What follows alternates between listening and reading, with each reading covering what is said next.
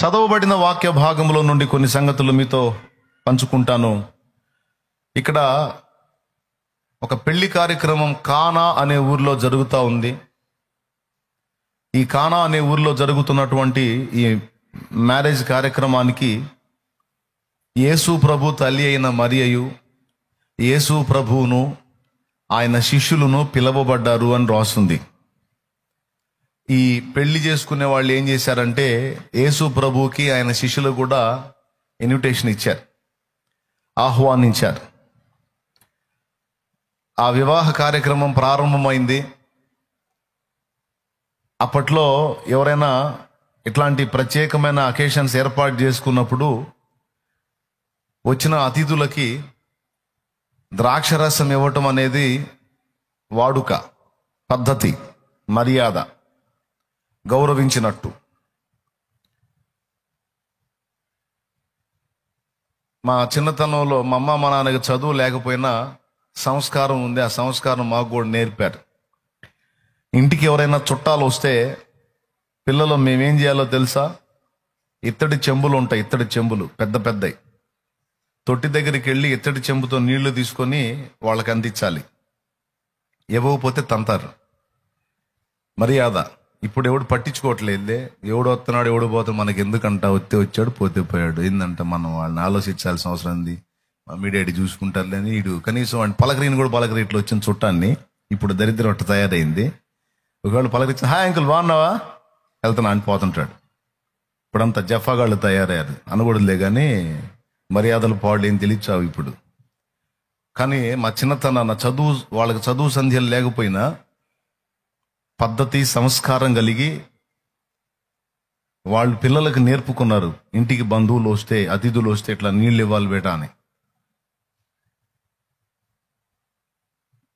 ఒక దశలో అప్పట్లో కొంచెం సంస్కారాలు, గౌరవ మర్యాదలు ఉన్నాయి, కానీ ఇప్పుడు అవన్నీ మంట కలిసిపోయినాయి. ఏ కుటుంబం అయితే వాటిని మెయింటైన్ చేస్తున్న వాళ్ళు ధన్యులు. ఒకవేళ మీకు అలవాటు లేకపోతే పిల్లలకి చిన్నగా నేర్పండి. ఇంటికి వచ్చిందో వాళ్ళని పలకరించడం, ఆతిథ్యం చేయటం, కాస్త మర్యాద చేయటం అనేది నేర్పండి. మంచి అలవాటు. అప్పటి రోజుల్లో ద్రాక్షరసం ఇవ్వటం అలవాటు. వాళ్ళు ఏం చేశారంటే వచ్చిన వాళ్ళకి వచ్చినట్టు ద్రాక్షరసం ఇచ్చారు. శుభ్రంగా అందరూ తాగేశారు. 6 రాతి బాణల ద్రాక్షరసం తాగేశారండి. 6 రాతి బాణలు, పెద్ద పెద్ద బాణలు. ఆ బాణల్లో కలిపారు వాళ్ళు ద్రాక్షరసం. ఇక వచ్చిన వాళ్ళకి వచ్చినట్టు ముంచేస్తా ఉంటే తాగుతా ఉన్నారు. అంతా ఆ పెళ్లి సందడిలో హడావుడిలో పడిపోయారు. ఆ పెళ్లికి ముఖ్య అతిథిగా పిలవబడిన వాడంటే ఆ వివాహానికి పెద్ద అనుకోండి. అతడు ఇంకా రాలా, ఆలస్యమైంది. కారణం ఏంటో మనకు తెలియదు. కావాలని ఆలస్యం చేశాడా, లేకపోతే అతనుకున్న ఒత్తిళ్ళని బట్టి ఆలస్యం చేశాడో అతన్నే కనుక్కోవాలి. నాకైతే తెలియదు, ఇందులో రాయలేదు ఎందుకు ఆలస్యం అయిందో ఏమో.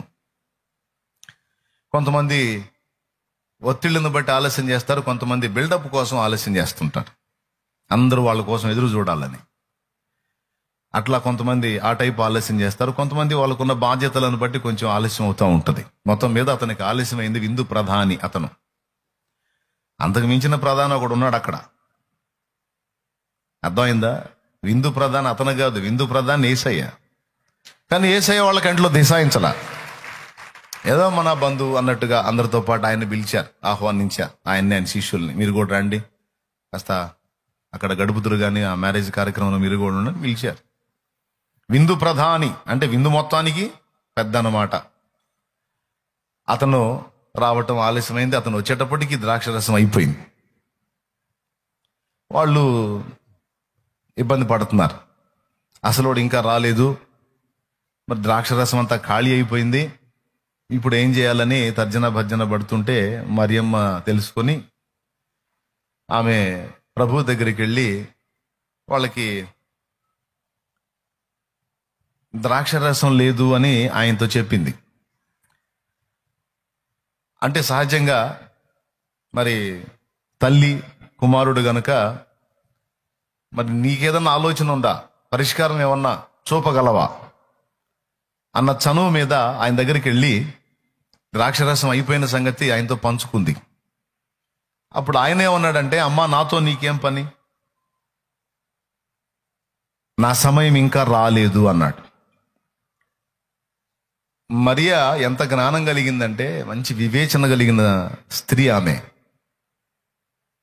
ఆయన పలికిన మాటల్లోని ఆంతర్యాన్ని గుర్తుపట్టింది. మొత్తానికి ఇక్కడ ఏదో అద్భుతం చేయబోతున్నాడు, కార్యం జరగబోతుంది. అయితే ఆయన సమయంలో ఆయన చేస్తాడు, ఆయన సమయంలో ఆయన కార్యం చేస్తాడు. మరి నేనేం చేయాలి?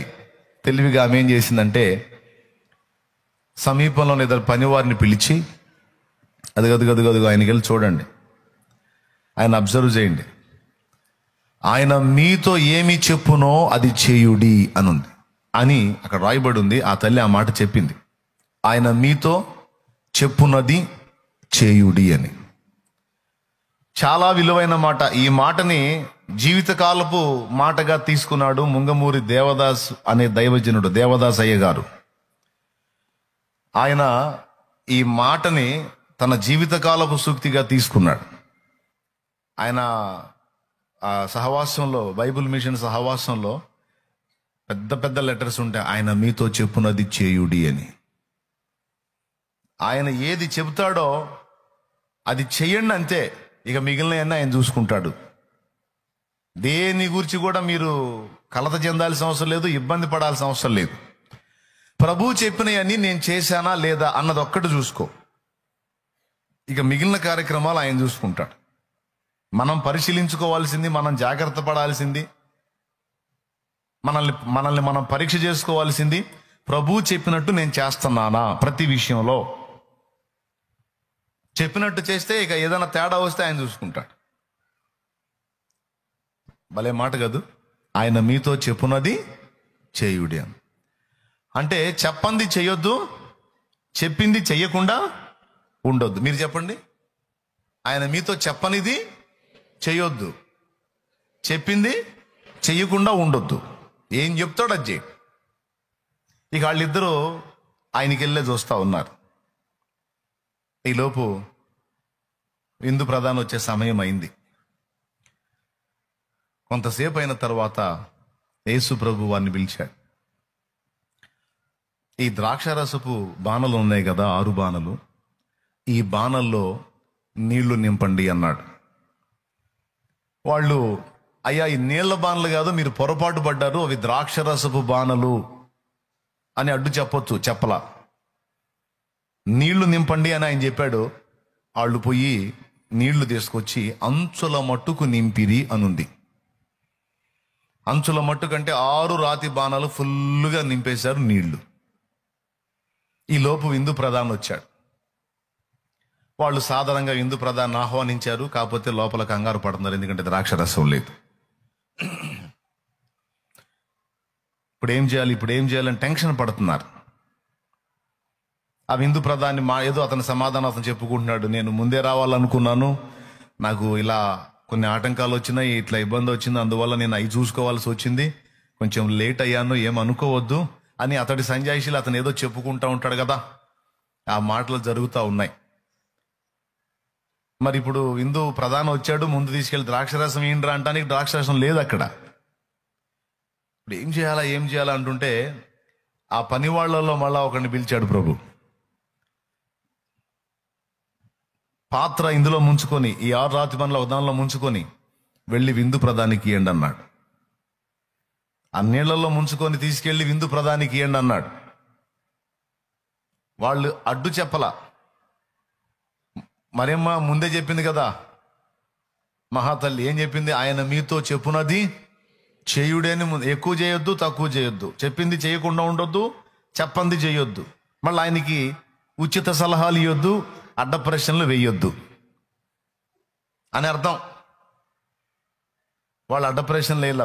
ప్రభువా, ఈ నీళ్లు తీసుకెళ్లి విందు ప్రధానికి ఇస్తే అది అవమానంగా ఫీల్ అవుతాడు, నీళ్లు కాదు ద్రాక్షరసం ఇవ్వాలి అని చెప్పాల. ఆయనకి అడ్డ ప్రశ్నలు వేయలే.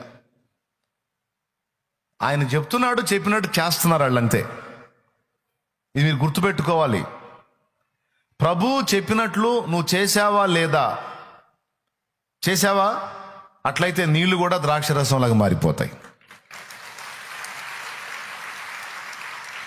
ప్రభువా, నువ్వు చెప్పినట్లే నేను చేశాను, ఇదిగో నువ్వు ఏదైతే ఆలోచన చెప్పావో ఆ చెప్పిన మాట ప్రకారమే నేను చేశాను ప్రభువా అని నువ్వు దేవుని ముందు నిలబడితే నీకోసం మానవాతీతమైన కార్యాలు చేస్తాడు.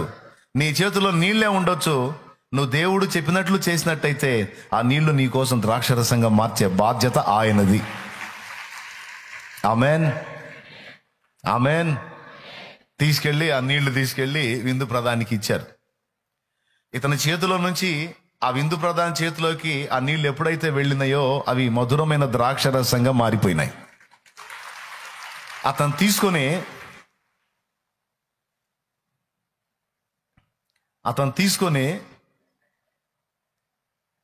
అది తాగినప్పుడు అతను అద్భుతం, నేను రావటం చాలా లేట్ అయ్యాను. కొంతమంది ఏం చేస్తారో తెలుసా, పెళ్లిళ్ళలో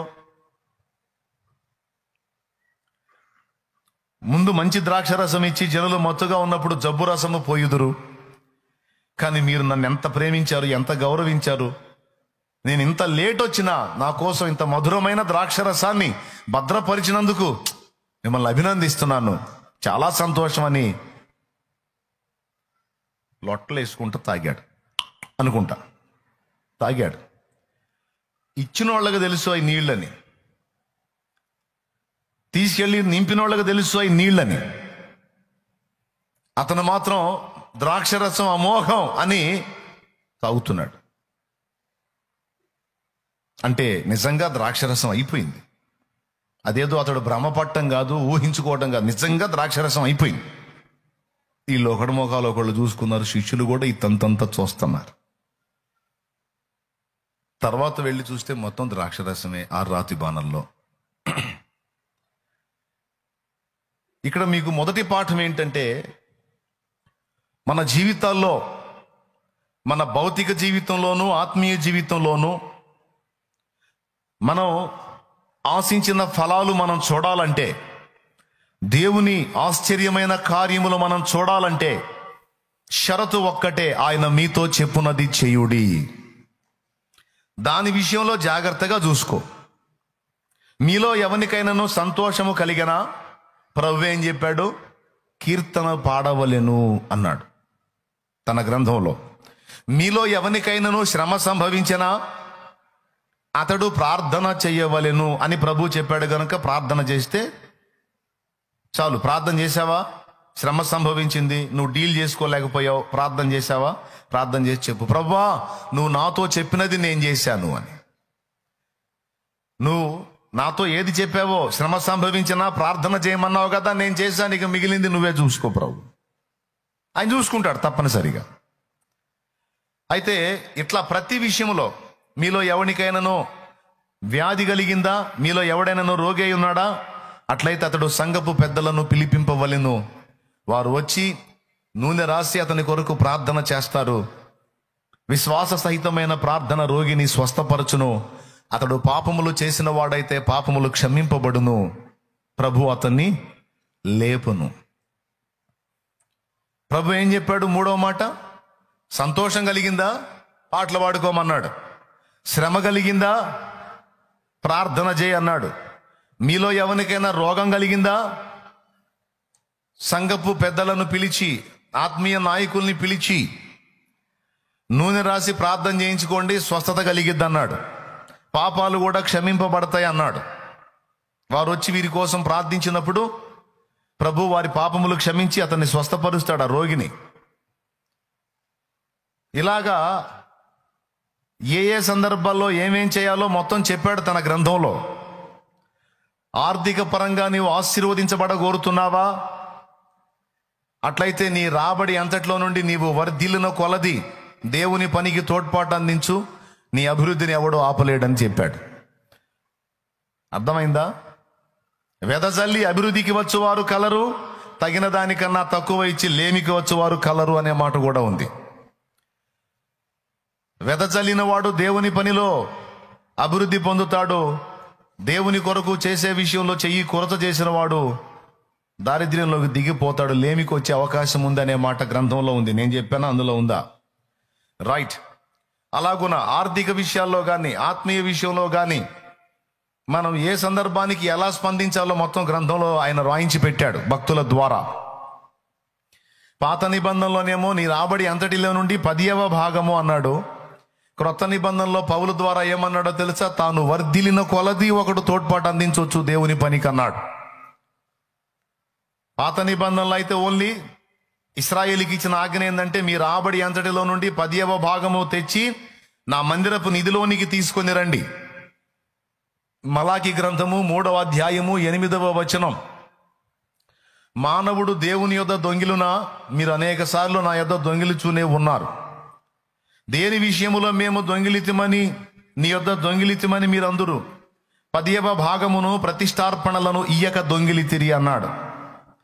అంటే ఒక రకంగా చెప్పాలంటే దేవుని కొరకు కేటాయించాల్సిన దానిని మనం కేటాయించినప్పుడు మనం దొంగతనము చేసిన దాఖలాలోకి వస్తున్నామన్నది దేవుని వాక్యం ఇస్తున్న సాక్ష్యం. నేను నిన్ను 100 ఆశీర్వదించి అందులో 10 100 ఆశీర్వదించి 90 నీ దగ్గర పెట్టుకొని 10 నా మందిరపు నిధిలోనికి తీసుకొని రా అని నేను నీకు చెప్పా. ఎందుకు చెప్పా? చదువు. ఈ జనులు అందరూ నా యొద్ద దొంగిలిచూనే ఉన్నారు, మీరు శాపగ్రస్తులై ఉన్నారు.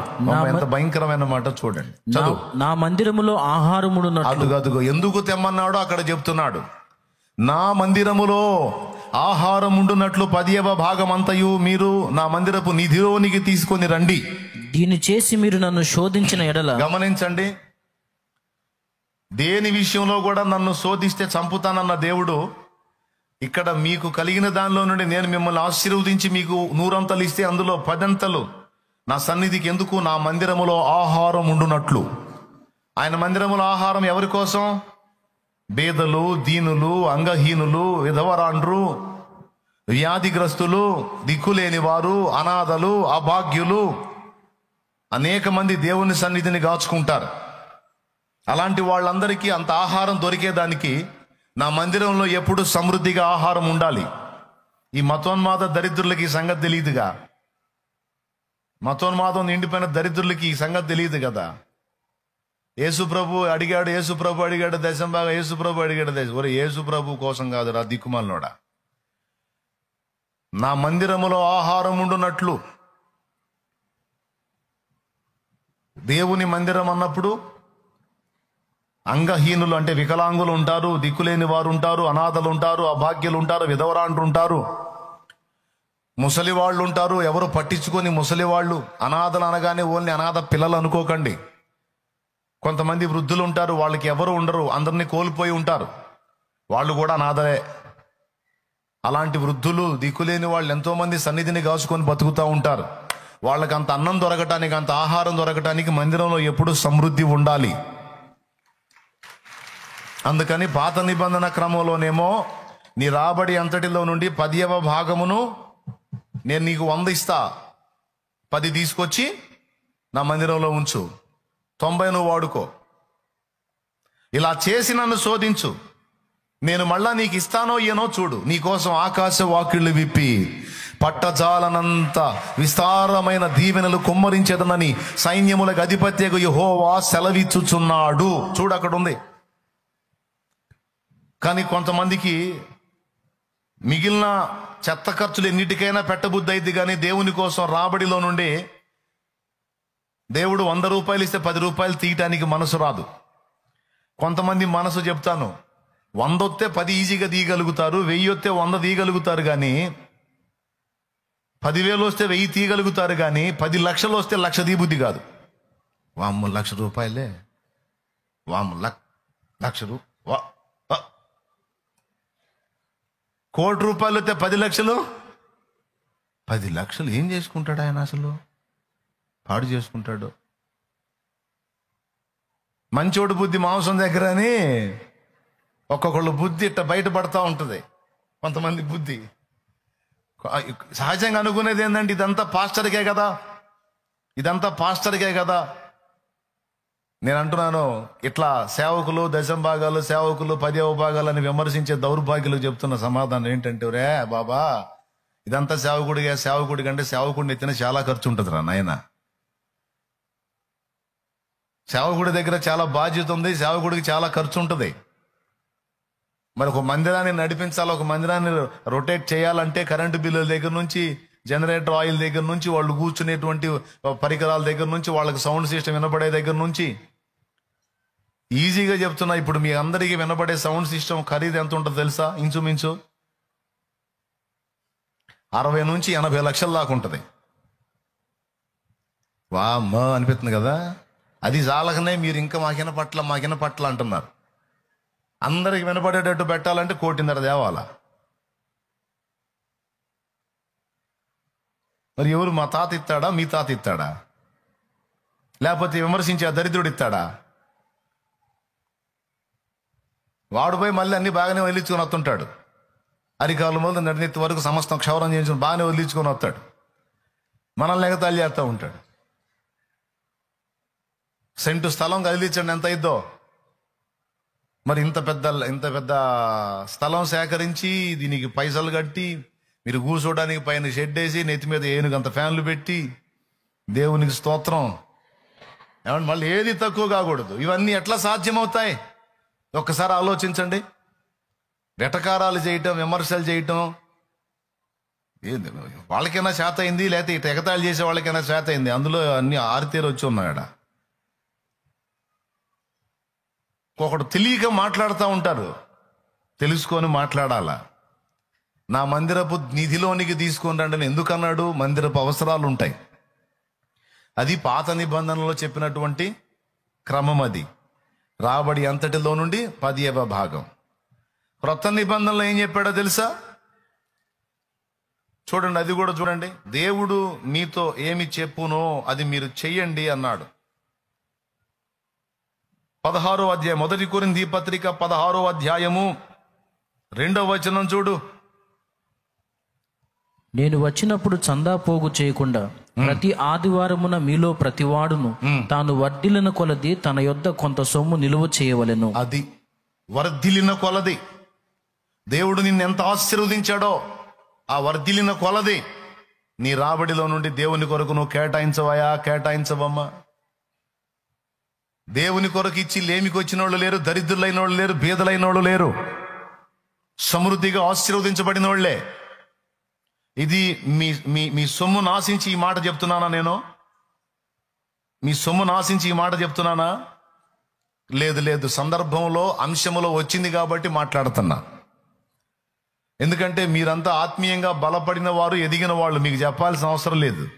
ఎందుకంటే ఆల్రెడీ నా బిడ్డల్లో చాలా మంది వాక్యం చదువుకునే అలవాటు ఉన్నోళ్ళు. వాక్యం చదవకుండా ఒట్టిగా సంకలో పెట్టుకుని తిరిగే రకాలు కాదు.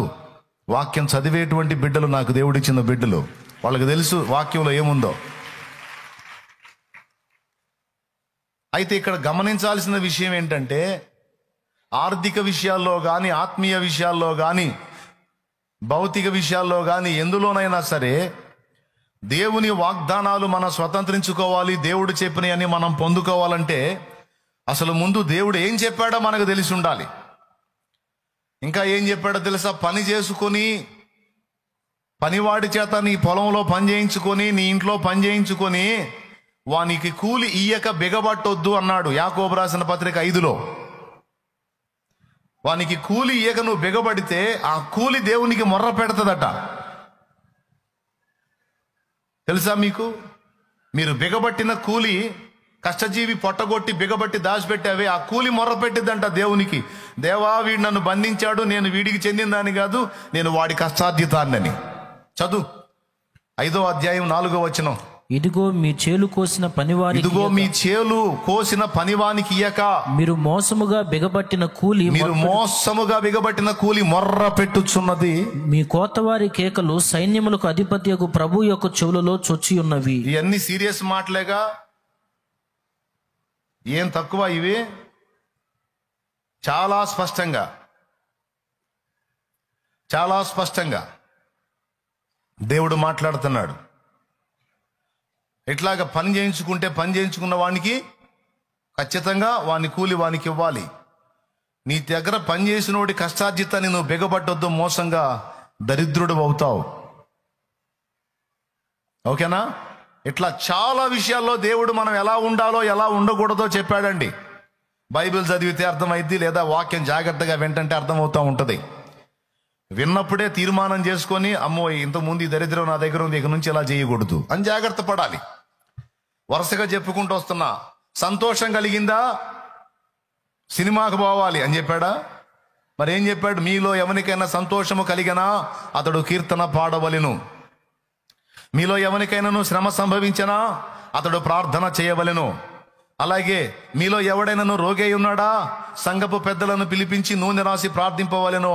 విశ్వాస సహితమైన ప్రార్థన రోగిని స్వస్థపరచు. నీవు సమృద్ధిగా ఆశీర్వదించబడగోరుతున్నావా? నీ రాబడిలో నుండి 10వ భాగమును నా మందిరపు నిధిలోనికి తీసుకుంటా. నా మందిరపు నిధిలోనికి. ఎందుకంటే నా మందిరములో ఆహారం ఉండాలి, మందిర అవసరతలు కూడా దానిలో నుండే తీర్చబడాలి. కొంతమంది మనసు 100 అయితే 10 ఈజీ, 1000 అయితే 100 ఈజీ, 10,000 అయితే 1000 ఈజీ, 10 లక్షలు అయితే 1,00,000 మనసు రాదు. ఆ మనసు రాని బ్రతుకులు ఈ 1,00,000లోపే ఆగిపోతాయి. 10 లక్షలైనా సరే, కోటైనా సరే, ఇది దేవుని పనికి, దేవునిది ఇది అని ధైర్యం చేసి కేటాయించే వ్యక్తులు ఎవరైతే ఉంటారో వారి అభివృద్ధి అంతకంతకు వర్ధిల్లుతూ ఉంటుంది. అది నేను చెప్పాలా? వాక్యం. నాకిచ్చి నన్ను పరిశోధించండి అన్నాడు. దేవుడు అన్యాయస్తుడు కాడు, మాట ఇచ్చి తప్పేవాడు కాడు. దేవునికి స్తోత్రం. ఒకసారి నిజంగా నేను పరీక్షించా, నిజంగా చేశా. నా జేబులో 100 రూపాయలు ఉంది.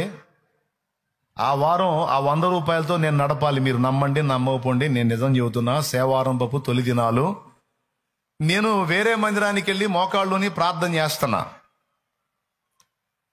నా జేబులో 100 ఉంది.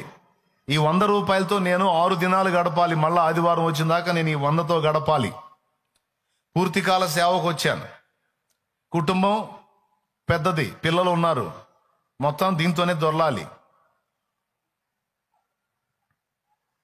నా దగ్గర ఉంది ఎంత?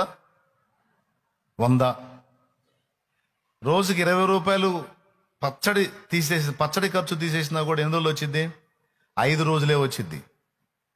6వ రోజు కష్టం. నిజంగా ఈయన ఇవన్నీ పడ్డాడు అంటావని కొంతమంది డౌట్. ఇప్పుడు చూసి అట్ట అనుకుంటారు. మీకు దండం పెడతాను, అలాంటి అనుభవాల్లో కూడా తెచ్చాడు దేవుడు నన్ను. అలా చెక్కుకొచ్చాడు మహానుభావుడు నన్ను. పేదరికం యొక్క అట్టడుగు స్థితిని చూపించాడు. అలాగే ఒక ఉన్నత స్థితిలో ఉన్నవాడు పొందే అనుభవాలు కూడా చూపించాడు దేవుడు. దేవునికి స్తోత్రం. గట్టిగా చెప్పండి. చూపించాడు దేవుడు.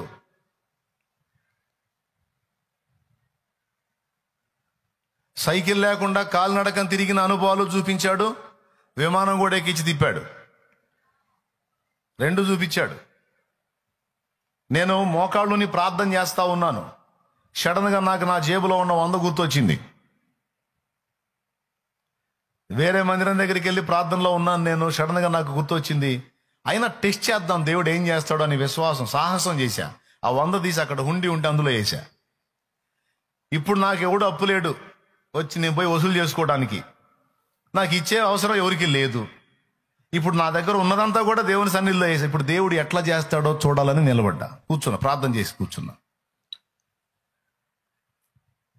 ఎందుకంటే ఎక్కడ ఛాన్స్ ఇవ్వని దేవుడు ఇక్కడ ఛాన్స్ ఇచ్చాడు. నాకిచ్చి నన్ను శోధించమనే మాట ఇక్కడ వాడాడు గనక అసలు ఎట్లా చేస్తాడో చూద్దామని కొంచెం ఆత్మీయ జీవితపు తొలి అడుగులు కదా ట్రైల్ వేసా. ఆయన దాన్ని సీరియస్గా తీసుకున్నాడు. 100 రూపాయలు నా జేబులో ఉంది, అందులో వేసి కొంచెం ప్రార్థన చేసుకుని ఆ మెట్లు దిగి బయటకు వచ్చా. బయట ఒక దైవజనుడు నిలబడి ఉన్నాడు, మరో దైవజనుడు.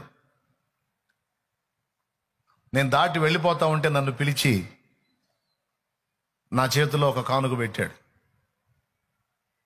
పర్లేదండి అంటే కాదు తీసుకో అని చేతిలో కానుక పెట్టాడు. ఆయన ఆ టైంలో రాడు. ఆయన ఆ కానుక పెట్టాల్సిన అవసరం కూడా ఆయనకి లేదు. కానీ ఎందుకు వచ్చాడో అప్పుడు అక్కడికి వచ్చాడు. ఆయన నన్ను పిలిచి నా చేతిలో 500 ఉంచాడు.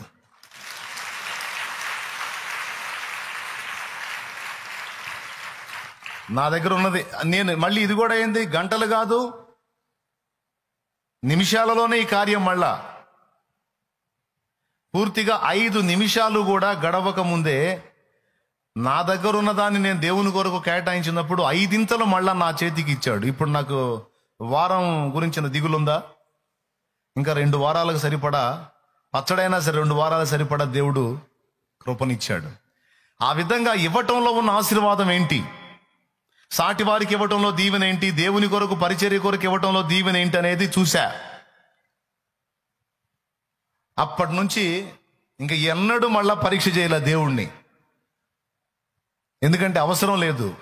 మనమే నమ్మకాన్ని పోగొట్టుకోకుండా ఉండటానికి చాలా కష్టపడతాం. ఆయన ఎంతైనా నమ్మదగిన వాడు. హల్లెలూయా. పని చేయించినా సరే, చర్చిలో పరిచర్య పని చేయించినా సరే, కలిగిన దానిలో నుండి వాళ్ళ చేతికి ఎంతో కొంత ఇవ్వడానికి ఇష్టపడతాను. కళ్యాణికి చెప్తాను, సాయంత్రానికి సైలెంట్గా వెళ్ళిపోతూ ఉంటారు పని చేసి. ఇంట్లో ఏ పూట కాపూట తెచ్చుకొని తినేవాళ్ళు, వాళ్ళ పైసలు వాళ్ళకి ఇవ్వాలి.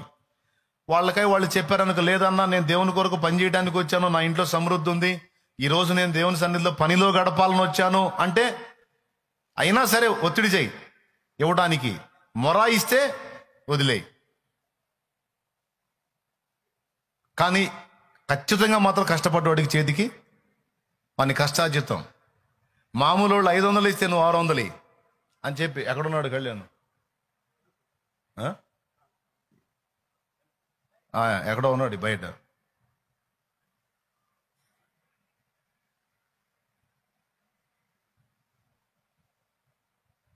నేను చెప్పానో లేదో అడగండి, సాక్ష్యం. ఉన్నాడా? వస్తాడులే, ఏం పర్లే వస్తాడు. వినపడిందిలే నాకు. స్తోత్రం చెప్పండి. కష్టపడ్డవాడి కూలి కూడా బిగపట్టడానికి లేదు. అయ్యా దేవుడు సేవ చేసావు, అయ్యా దేవుడి కోసం చేసావులే, ఇక నెత్తిన గొడ్డేసుకొని పో అని చెప్పను.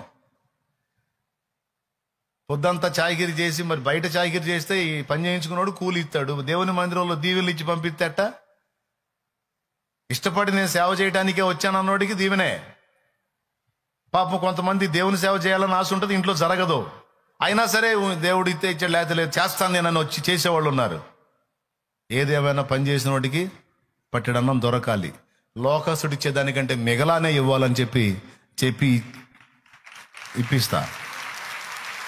లోకస్తుడు 600 ఇస్తే నువ్వు ఇంకొక 50 కలిపి 700 ఇవ్వు, లేకపోతే 650 ఇస్తే 700 ఇవ్వు. కొంతమంది మొండికి పడదు, వద్దన్నా దండం పెడతా, ఉందన్నా నేను సరిపో. కష్టపడ్డవాడి కూలి మొర్ర పెట్టిద్దని నాకు తెలుసు. దేవుడు చెప్పాడు, ఏయ్ జాగ్రత్త, పని చేయించుకొని దీవెనలేని సాగనంపవాకు. కష్టపడ్డోళ్ళు ఎవరైనా సరే, ఏ ఫీల్డ్లో కష్టపడ్డా వాళ్ళకి అంత అన్నం దొరికేటట్టు చూడు. ఇంకా చెప్పాలంటే సన్నిధిలో కష్టపడకపోయినా, నా ఇంట్లో జరగట్లేదన్నా అని ఎవరు వచ్చినా ఉన్నదానిలో అంత ఆహారం దొరికేటట్టు చూడమని చెప్పాడు నా తండ్రి నాకు. ఉన్నదానిలోనే భేదాబిక్కిని కనిపెట్టో. దీన్ని ఆధారం చేసుకొని మళ్ళీ తాగుబోతు మహారాజులు వస్తారు. అక్కడ మళ్ళీ దేవుని వాక్యమే చెప్పింది, మీరు ప్రేమ కలిగి ఉంటే మంచిదే, కానీ మీ ప్రేమ తెలివితో కూడిందై ఉండాలి, సోది ప్రేమ ఉండకూడదు. మళ్ళీ అక్కడ వివేచన చేసి, వీడు మామూలుడా మందు బాబా, పరీక్ష చేసి ఇస్తాం. ఎందుకంటే చాలాసార్లు గ్యాంబ్లింగ్ చేశారు, అందుకని. దేవునికి స్తోత్రం.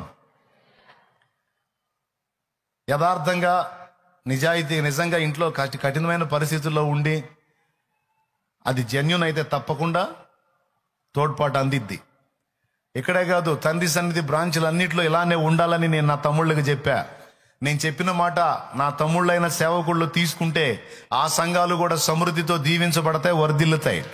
పిసిని కొట్టేవారం, పేనాసేవారం చేశారనుకో, వాడు ఆడే కూర్చుంటాడు. దరిద్రానికి బ్రాండ్ అంబాసిడర్ లాగా ఆడే కూర్చుంటాడు. పాస్టర్ కూడా చెబుతున్నా, పాస్టర్ అయినా సరే పిసిని బుద్ధి, పేనాసి కొట్టు బుద్ధి, పిసినారు బుద్ధి, ఈ పనికిమాల బుద్ధి పెట్టుకొని మెతుకుపోతే బతుకుపోయిద్ది అన్నట్టుగా దాచిపెట్టుకున్నాడా, వాడికి అంతే అక్కడే కూర్చుంటాడు. వాడు అభివృద్ధి చెందడు, ముందుకెళ్ళడు, ఆ సంఘం వృద్ధి చెందదు, ఆ సన్నిధిలో ఫుడ్ కూడా ఉండదు, గ్యారెంటీ ఇస్తా. అట్లా కాకుండా బిడ్డలు తీసుకొచ్చింది బిడ్డలకే దాచిపెట్టి వాళ్ళకి లేమి, కొదువ, కొరత కలిగి ఉంటే వాళ్ళకంత ఆహారం ఇచ్చుకుంటా, ఆదరించుకుంటా, ధైర్యపరుచుకుంటా, ప్రోత్సహించుకుంటా, సంఘం అంటే సంఘము కాదు, ఇది ప్రేమ కలిగిన కుటుంబం, దేవుని కుటుంబం అన్న సాక్ష్యాన్ని నిరూపించే విధంగా పరిచర్య చేస్తే దూసుకెళ్ళిపోద్ది ఆ సంఘం. ఎక్కడో అడవిలో ఉన్నా సరే వర్ధిల్లి దేశనామం. పక్క పీనాశవారం చేశారనుకో, పాస్టర్ అయినా సరే ఇక దరిద్రానికి బ్రాండ్ అంబాసిడర్ అన్నమాట మనోడు. వెళ్ళిపోతాడు, దారిద్ర్యపు రేఖ దిగువకి వెళ్ళిపోతాడు.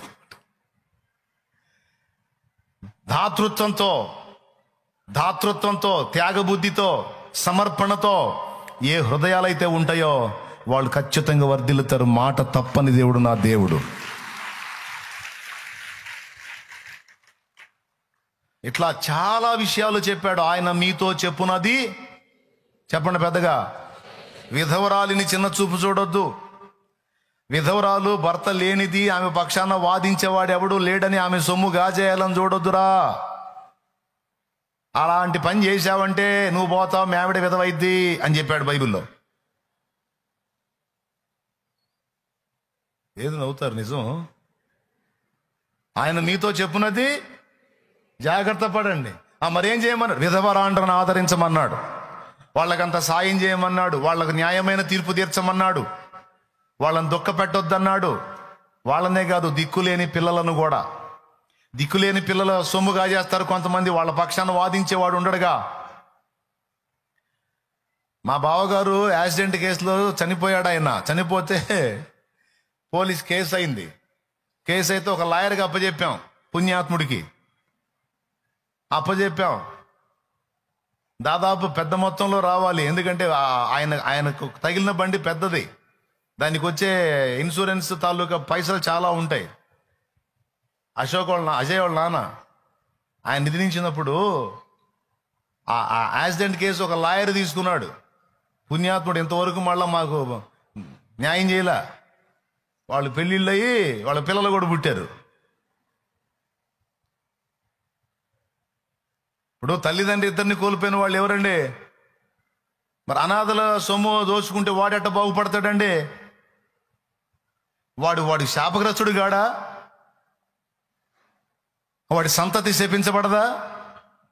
వాడు ఇట్లాంటి వాళ్ళ నోళ్లు కొట్టి తీసుకెళ్లి పెడితే వాడెట్ట బాగుపడతాడు, వాడెట్ట దీవించబడతాడండి, వాడెట్ట వర్ధిల్లుతాడండి? నేను చెబుతున్నా, ఏ ఫీల్డ్లో ఉన్న వాళ్ళకైనా ప్రేమతో చెప్తున్నా, జాగ్రత్త. ఇవన్నీ దేవుడే చెప్పి రాయించాడు గ్రంథంలో. దిక్కులేని పిల్లలను, విధవరాండ్రను మీరు బాధ పెట్టకూడదు అన్నాడు. చెప్పండి, ఆయన మీతో చెప్పునది. ఆ నేమ్ కింద ఈ మ్యాటర్ అంతా రాసుకోవాలన్నమాట. భర్త లేనిది, దిక్కు లేనిది, ఈమె మీద దౌర్జన్యం చేసి ఎవడు వస్తాడు ఏం పక్షంగా అనుకుని ఒక్కొక్కడు ఈ విధవరాండ్ర మీద ఒంటికాల మీద పోతాడు. నేను చెబుతున్నా, దబక్కని చేస్తాడు వాడు. మళ్ళా ఏదో తగిలిద్దని కూడా కాదు, దబక్కని చేస్తాడు. నేను చెప్పాలా మళ్ళీ నా మీద ఈ శాలేం రాజు ఇంతే అని అనుకుంటారు. నేను ఇంతే కదా, వాక్యం రా బాబా, వాక్యం చెప్పింది. నిర్గమాకాండం 22వ అధ్యాయం 22వ వచనం చూడు. నిర్గమాకాండం 22వ అధ్యాయం 22వ వచనం చూడు, ఉందో లేదో చూడు. విధవరాలినైనను, అద్దుగో దిక్కులేని పిల్లలనైనను బాధ పెట్టకూడదు. వారు నీ చేత ఏ విధముగానైనను బాధ నొంది నాకు మొర్ర పొట్టిన ఎడల నేను నిశ్చయముగా వారి మొరను విందును. అసలు డౌటే లేదురా, వాళ్ళు ఏడిశారంటే నేను వింటానంటున్నాడు. అయ్యో దేవుడా అన్నారంటే అయిపోయిందే. ఎంతమంది వింటున్నారు? మీ వదిన విధవరాలని, మీ అన్న లేడని, మీ వదిన మీ అన్న పొలానికి జరుగుతున్నావా? పుటిక్కిని చేస్తావు, అడుగు జరిగినా చేస్తావు, గ్యారంటీ. గుండె జారిపోయిందా? ఇంకోసారి రాబుద్ది కావట్లేదు, రావాకు. కానీ నేను చెప్పే మా పక్క వాక్యంలో ఉంది, ఎందుకంటే ఇంకా పూర్తిగా. ఇప్పుడు చదువు. నా కోపాగ్ని రవులుకొని మిమ్మల్ని కత్తి చేత చంపించేదను, మీ భార్యలు విధవరాండ్రగుదురు, మీ పిల్లలు దిక్కులేని వారగుదురు.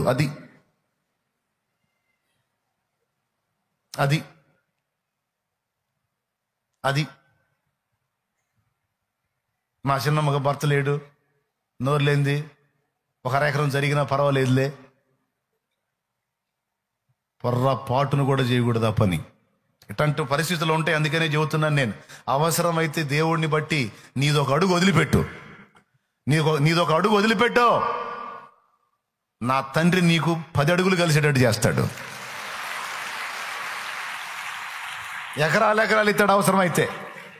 అది ఇటు బుద్ధి మంచిదిరా, ఇటు అవసరమైతే విధవరాండ్రను ఆదరించే మనసు కలిగినోడు అంటే అవసరమైతే ఎకరాలు ఇస్తాడు. నా తండ్రి నమ్మకమైన తండ్రి. దిక్కు లేని వాళ్ళని, విధవరాండ్రని, భర్త లేని వాళ్ళని ఆదరించో, సాయం చేయి.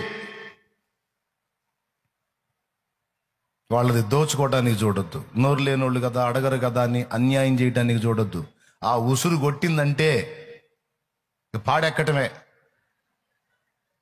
స్తోత్రం. కొట్టిస్తా అన్నాడేడా, అందుకని చెబుతున్నా.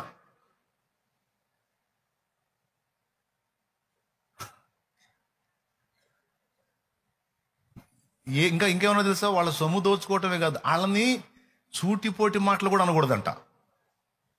అకాయ్ నేను ఏడిపిస్తాను అనుకుంటావేమో, ఏ విధము చేత కూడా వారిని బాధ పెట్టకూడదు అన్నాడు. ఆయన మీతో చెప్పున్నది అది. దేవునికి స్తోత్రం. ఏ విధం చేత కూడా, కనీసం మాటలతో కూడా నువ్వు సూటిపోటి మాటలు అంటానికి లేదు. అన్నావా, వేస్తావు. మళ్ళీ సంవత్సరం తిరక్క ముందు నువ్వు వేస్తావు ముసుగు. ఏ ముసుగు? కళ్ళ ముసుగు. నాకేం తెలుసు, ఆడు రాశాడు నిర్గమకాండ 22:22లో.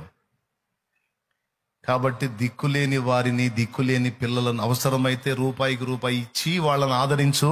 నా తండ్రి నిన్ను, నీ బిడ్డని దీవిస్తాడు. ఇవ్వు. దిక్కులేని వాళ్ళు అంటే వాళ్ళకి సాయం చేయి, వాళ్ళ పక్షాన న్యాయం చేయి. నువ్వు ఏ ఫీల్డ్లో ఉన్నా, దేవుని పని కంటే, దిక్కులేని పిల్లల కంటే, విధవరాండ్ర కంటే నువ్వు చేయదగ్గది ఆ దీనులకు చెయ్యి. నా తండ్రి నిన్ను ఆశీర్వదించకపోతే అప్పుడు అడుగు. కొంతమంది అంటారు న్యాయానికి కూడా లేదు, ధర్మానికి కూడా లేదు. ఎవడు చెప్పాడు? అదంతా లోకంలో సైతాను సంబంధమైనటువంటి వ్యక్తులు మాట్లాడుకునే మాట. దేవుని ఎదుట నీవు న్యాయంగా ప్రవర్తిస్తే తప్పకుండా నీకు ఒక్కడి కూడు కాదు, నీ ఇంటి మొత్తానికి కూడు దొరికిద్ది. దేవుడు అన్యాయస్తుడు కాదు, ఇస్తాడు. నేను పచ్చిగా ఓపెన్గా చెప్తున్నా. ఇంకా మధ్యలో పోయే వాళ్ళ జాబితాలు ఇంకా చెప్తున్నాయనండి. తల్లిదండ్రిని బాధ పెట్టొద్దన్నాడు. ఆయన మీతో చెప్పున్నది ఏం చెప్పాడు మరి? తల్లిదండ్రిని టార్చర్ చేయండి అన్నాడా? సన్మానించండి అన్నాడా? టార్చర్ చేసినోడు కూడా మధ్యలోనే నేను చెప్పాలా, మళ్ళీ నా మీద కోపడొద్దు, రాసుంది అందులో. నిర్గమాకాండం 20వ అధ్యాయం 10 ఆజ్ఞల్లో 4వ ఆజ్ఞ ఏందో చూడు. 12వ వచనం. 10 ఆజ్ఞల్లో 4వ ఆజ్ఞ ఏందో చూడబాయ్. నీ దేవుడైన యెహోవా, నిర్గమాకాండం 20వ అధ్యాయం 12వ వచనం. నీ దేవుడైన యెహోవా నీకు అనుగ్రహించు దేశములో నీవు దీర్ఘాయుష్మంతుడు వగునట్లు. దీర్ఘాయుష్మంతుడు కావాలంటే నీ తండ్రిని, నీ తల్లిని సన్మానించుము. మధ్యలో సావాలంటే చెప్పు. మధ్యలో సావాలంటే నీ తల్లిని, తండ్రిని టార్చర్ చేయి, పుట్టిక్కిన పోతావు. స్తోత్రం. అది అట్లొద్దా? దీర్ఘాయుష్మంతుడిగా బతకాలనుకున్నావా? వాళ్ళని టార్చర్ చేయొద్దు. నీకున్న దానిలో వాళ్ళని ప్రేమించి, వాళ్ళని సాదరంగా ఆదరించి, వాళ్ళని సన్మానించంటే దండేసి సేలవ కప్పమని చెప్పట్లా. మనకు సన్మానం అంటే సేలవ కప్పటం, దండేయటం, ఇది సన్మానం మన భాషలో. సన్మానం అంటే అది కాదు, ప్రేమ. అమ్మా తిన్నావా, నాన్న తిన్నావా, ఎట్లున్నారు అని కాస్త పలకరింపు. నీ నీ నీ వెండి బంగారాలు, నీ డబ్బులు కట్టలు వాళ్ళు ఏం ఆశించరు. అవసరమైతే వాళ్ళకి వచ్చే పింఛన్ డబ్బులు కూడా నీకే ఇస్తారు. కాస్త చిన్న పలకరింపు. ఏమ్మా బాగున్నావా, అమ్మా నానా నోరార పలకరిస్తే చాలు. 33 ముళ్ళేస్తారు మా ముసలమ్మలో, పిచ్చి తల్లులు. 33 ముళ్ళేసి వాడు ఆ పలకరించడానికి వచ్చి అమ్మా అని వచ్చాడు అనుకో, అని ఆ ముళ్ళన్నీ తీసి ఆ చేతులు జస్ట్ ఒక పలకరింపు, ప్రేమపూర్వకమైన పలకరింపు, అంత ఆదరణ తల్లిదండ్రి కోరేది. నేను చెబుతున్నా, తల్లిదండ్రిని సన్మానించేవాడు దీర్ఘాయుష్మంతుడు అవుతాడు అంటే టార్చర్ చేసేవాడు మీ నోటితో మీరే చెప్పాలి. ఇప్పుడు చెప్పండి. తల్లిదండ్రిని సన్మానించేవాడు దీర్ఘాయుష్మంతుడు అవుతాడు అని ఉంది. టార్చర్ చేసేవాడు పెద్దగా. మీ నోటితో మీరే చెప్పారు, ఇక నా సంబంధం లేదు. ఇక ఎలా నడుచుకుంటారో మీ ఇష్టం. ఇప్పుడు మీ భర్తలు తమ తల్లిదండ్రులను ఆదరించేటప్పుడు మీరు అడ్డుపడాలా లేకపోతే సపోర్ట్ చేయాలా? సపోర్ట్ చేయకపోతే మీ హస్బెండ్ ఉష్పటాక్. దేవునికి స్తోత్రం. కాబట్టి ఇప్పుడు అవసరమైతే నువ్వు మీ ఆయన 200 తీసుకొని ఇవ్వకపోతే నువ్వు ఇంకో 200 కలిపి అయ్యా 400 ఇచ్చిన అమ్మోళ్ళకి అని చెప్పు. 4 ఆశీర్వాదం వచ్చింది. దీర్ఘకాలం నువ్వు బతుకుతావు, మీ ఆయన బతుకుతాడు. వాళ్ళు అసలు మంచోళ్ళు కాదు, వాళ్ళు ఎందుకు చూడాలా అనొద్దు. వాళ్ళు మంచోళ్ళు కాకపోతే నువ్వు బతికి ఉండవు.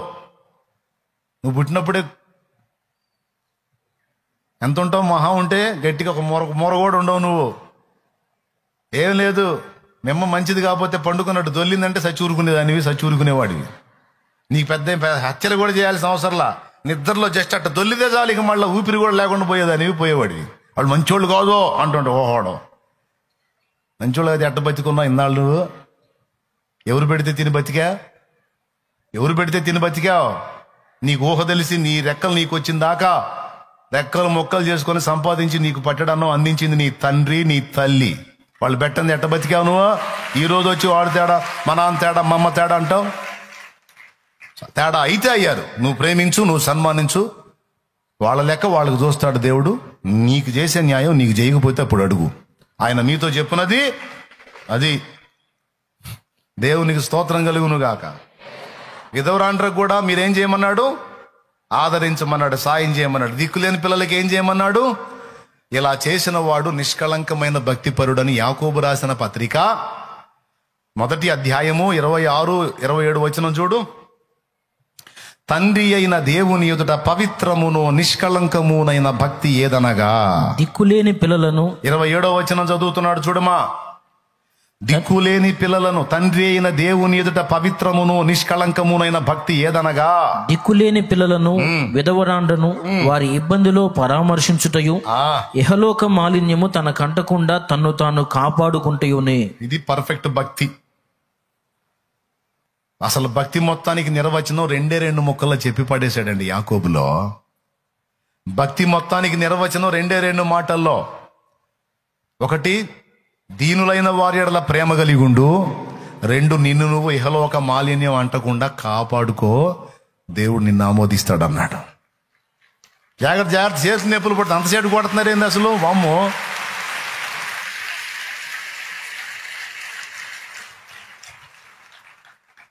రెండు మాటలు. తండ్రి అయిన దేవుని ఎదుట పవిత్రమును నిష్కళంకమునైన భక్తి ఏదనగా దిక్కులేని పిల్లలను విధవరాండ్రను వారి ఇబ్బందిలో పరామర్శించుట, ఇహలోక మాలిన్యము తనకు అంటకుండా తన్ను తాను కాపాడుకొనుటయే.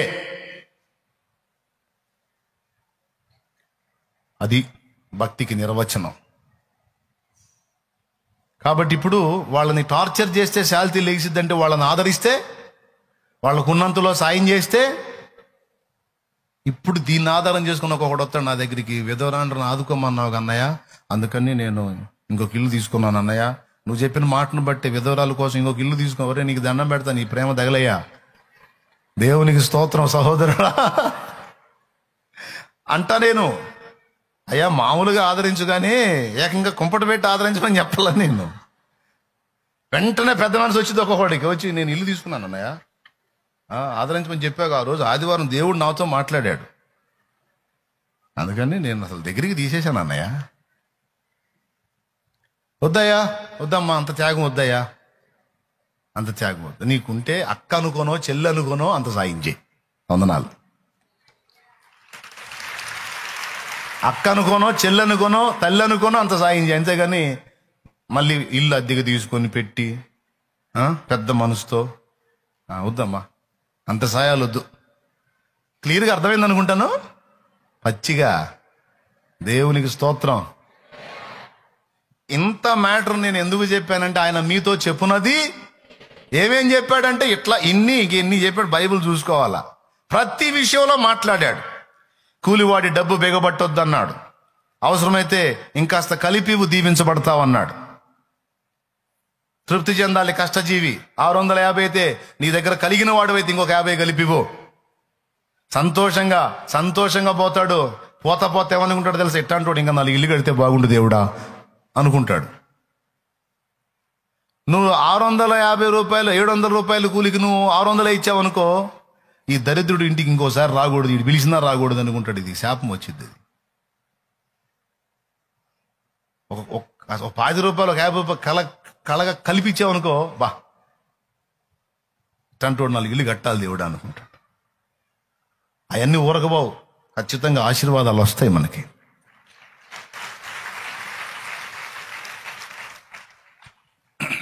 ఇప్పుడు అసలు పాయింట్కి వస్తా. ఇప్పుడు ఈ ఈంతును మొదలుపెట్టి అన్ని వర్ణించుకుంటూ పోతే చాలా వస్తాయి.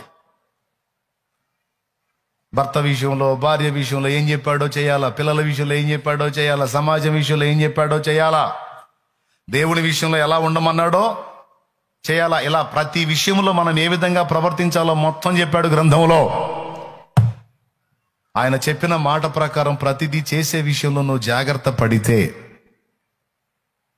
ఇక మిగిలినవన్నీ ఆయన చూసుకుంటాడు. ఏమవుతుందో తెలుసా? ఒట్టి నీళ్లలాగా ఉన్న నీ జీవితం మధుర ద్రాక్షారసములాగా మారిపోయింది. మారానుభవం మధురముగా మార్చగలవు నీవు. మారు మనసు పొందమని కరువు పెడితే దేవుడు కరువు తప్పించుకుందామని ఫ్యామిలీని తీసుకొని పోయింది నయోమక్కాయ్. యాడికి? మోయాబుకు పోయింది నయోమక్కాయ్ ఫ్యామిలీని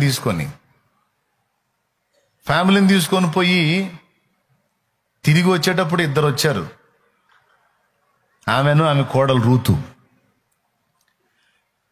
మారు మనసు పొందమని దేవుడు కొన్ని శ్రమలు అనుమతిస్తే మారు మనసు పొందాలి కానీ ఆ శ్రమలు తప్పించుకోవటానికి వేరే ఐడియాలు వేయకూడదు. నేను ఏ బుద్ధి తక్కువ పని చేస్తే నాకు ఈ దెబ్బ తగిలింది అనేది చూసుకొని ఆ బుద్ధి తక్కువ పని మానుకోవాలి.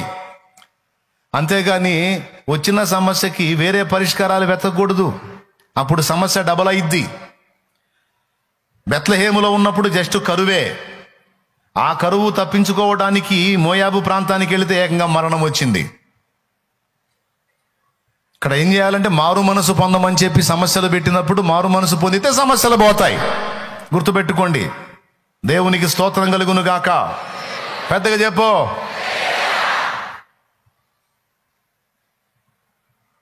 మారు మనసు పొందకుండా ఉంటే ఎట్లా?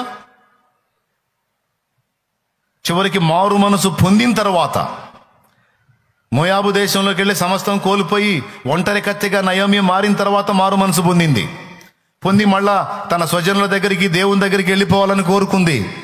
అప్పుడు రూతుని సహాయంగా ఇచ్చి ఆ రూతు ద్వారా, కొడుకుల ద్వారా జరగని కార్యం కోడల ద్వారా చేసి నయోమి చరిత్రను బైబిల్ పుటల్లోకి ఎక్కేటట్టు చేశాడు. దేవునికి స్తోత్రం కలుగును గాక. మారా అనుభవాన్ని మధురంగా మార్చగల దేవుడు, ఒట్టి నీటిని ద్రాక్షరసంగా మార్చగలిగిన దేవుడు. అయితే ఎప్పుడు అందరు చెప్పండి, ఆయన చెప్పినది. మళ్ళీ చెప్పండి. ఈ 4 తలకాయలు వినపడుతున్నాయి కానీ వెనకోళ్ళని మాట్లాడలేదు. అందరూ కలిసి కట్టగట్టుకొని చెప్పండి. అది ఏమనుకోవద్దు, మీకు బాగా అర్థం కావాలని చెబుతున్నా. ఇట్ట మనం అన్ని విషయాల్లో పరిశీలనగా చూసుకోవాల్సింది ఏమిటంటే ఆయన మనతో చెప్పింది చేస్తున్నావా లేదా, ఈ విషయంలో ఏం చెప్పాడు, ఈ విషయంలో ఏం చెప్పాడు, ఈ విషయంలో ఏం చెప్పాడు. పక్క వాళ్ళు అభివృద్ధి చెందుతున్నప్పుడు అసూయపడొద్దని చెప్పాడుగా. వాళ్ళని దీవించిన వాడిని నిన్ను కూడా దీవిస్తానని చెప్పి వాళ్ళ ఆనందంలో సంతోషించమన్నాడుగా. కుళ్ళుకొని ఆడోమని చెప్పలేదుగా. మరేంది నా బుద్ధిని దరిద్రంగా తయారైన చండాలంగా చీ పో సతానా అని వాడిని గద్దించి వాళ్ళతో పాటు నేను కూడా సంతోషిస్తాననే మైండ్ రావాలి. అట్ట కాకుండా అవతల వాళ్ళు అభివృద్ధి చెందుతున్నారని కుళ్ళుబోతి బుద్ధితో ఏడుస్తూ ఉన్నావు అనుకో, వాళ్ళు ఇంకా డెవలప్ అవుతారు, నువ్వు ఇంకా అనగారిపోతావు. నీకు అదే శిక్ష, దేవుడిచ్చే శిక్ష. అట్లా ప్రతి విషయంలో మన వ్యవహారం ఎలా ఉండాలో అన్ని నా తండ్రి తన గ్రంథంలో రాయించి పెట్టాడు.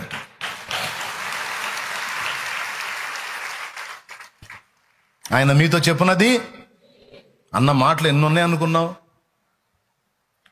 అధికముగా దుర్మార్గపు పనులు చేయకుము, బుద్ధిహీనముగా తిరగవద్దు, నీ కాలమునకు ముందుగా నీ వేళ పోవుదు అన్నాడు.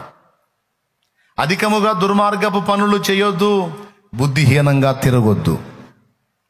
బుద్ధిహీనంగా తిరగొద్దంటే ఏంటి అర్థం చెప్పండి? బైక్ కొనేటప్పుడు ఈ మధ్య షోరూమ్ వాడే హెల్మెట్ కూడా ఇస్తున్నాడు. కొంతమందికి ఎంత సోమరితనం అంటే, నేను చెప్తాను, ఒరిజినల్ సోమరులు లక్షల సంఖ్యలో ఉన్నారు. సోమరులు, ఒరిజినల్ సోమరులు. నేను తిడుతున్నానని ఏమనుకోవద్దు, నువ్వు పోకూడదని తిడుతున్నాను నేను. ఆనందంగా తిట్టించుకో, దేవునికి స్తోత్రం. కానీ మారు మనసు పొందు. ఒక పక్కన ఆంతున కింద పడి తలకాయలు పగిలి సస్తంటే చూస్తా కూడా హెల్మెట్ పెట్టుకోకుండా తిరుగుతున్నారండి బైకుల మీద.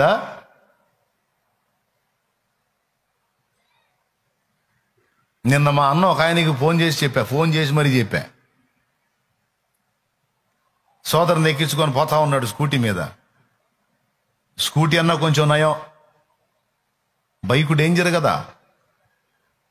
స్కూటీ అన్న ఒక రకంగా నయం, కంట్రోల్లో ఉండొచ్చు కొంతవేర. బైక్ ఉండదు, ఏదన్నా తేడా వచ్చిన గిర్రని తిప్పేసిద్ది. ఎన్ని ప్రాణాలు తెలియదు మీకు? అబద్ధాలు ఆడకుండా చెప్పండి, తెలియదు మీకు? తలకు తగిలితే పోతామని తెలీదు? తెలుసా తెలీదా? ఎంతమంది తెలుసు? చేతులు ఎత్తండి, పురుషులందరూ చేతులు ఎత్తండి, దించండి. అబద్ధాలు ఆడకుండా నిజం చెప్పండి. ఈరోజు కోటానికి హెల్మెట్ పెట్టుకొని ఎంతమంది వచ్చారు? చేతులు ఎత్తండి. హెల్మెట్ పెట్టుకొని వచ్చిన వాళ్ళు దించండి. అబద్ధాలు ఆడకుండా నిజం చెప్పండి. నేను హెల్మెట్ పెట్టుకోకుండా వచ్చాను అన్నోళ్ళు చేతులు ఎత్తండి. వీళ్ళని ఏ లెక్కలో చేరుద్దాం? ఏ లెక్కలో చేరుద్దాం? బుద్ధిహీనత కాదా అది? నేను చెప్పలా, ప్రసంగి చెప్పాడు. చూడు, ప్రతిదీ నేను నా మాట అనుకునేరాయో బైబిల్లోది. చూడు, నువ్వు లచ్చ పెట్టి బైక్ కొంటావు, 70,000 పెట్టి కొంటావు, ఒక 1,500 2,000 పెట్టి మంచి హెల్మెట్ కొనుక్కోలేవా? చదువు ప్రసంగి గ్రంథము 7వ అధ్యాయం 17వ వచనం చూడు. అధికముగా దుర్మార్గ పనులు చేయకుము, బుద్ధిహీనముగా తిరగవద్దు, నీ కాలమునకు ముందుగా నీవేళ చనిపోవుదువు. అది ఆయన మీతో ఏమి చెప్పునో దేవునికి స్తోత్రం. చేతులు ఎత్తండి. హెల్మెట్ పెట్టుకోకుండా వచ్చిన వాళ్ళు ఏం చేయాలి మిమ్మల్ని? ఏమన్నా తేడాబడి కింద పడితే ఏమన్నా ఉందా? నీదేం పోయింది? నువ్వు ఆనందంగా వెళ్తావు, నేను అల్లాడేది, దేవుని నామం దూషణ పాలయ్యేది. బుద్ధిహీనమైన పనులు చేయొద్దు. చిన్నదాని కాడ పాలు మాలొద్దు. లేకపోతే మర్యాదగా కొనుక్కో. లేదా అట్ట బైక్ మీద రాకుండా నడుచుకుంటారా, లేకపోతే ఆటో ఎక్కిరా. బైక్ మీద వస్తే ఖచ్చితంగా హెల్మెట్ పెట్టుకోవాలి. నిన్న ఒకరిని చూశాను,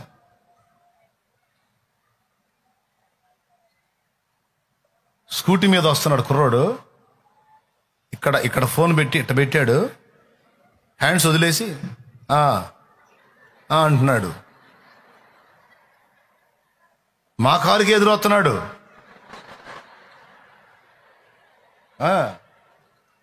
ఇట్ట పెట్టి ఇందులో చెవులో ఫోను, హ్యాండిల్ వదిలేసి, వాడిది ఏం పోయిందండి? జాతర అయ్యే దేవుడికి పొరపాటున వచ్చి తగిలాడు అనుకో, తలకి హెల్మెట్ లేదు, మళ్ళీ ఈ చెవు కానీ చిట్టబెట్టి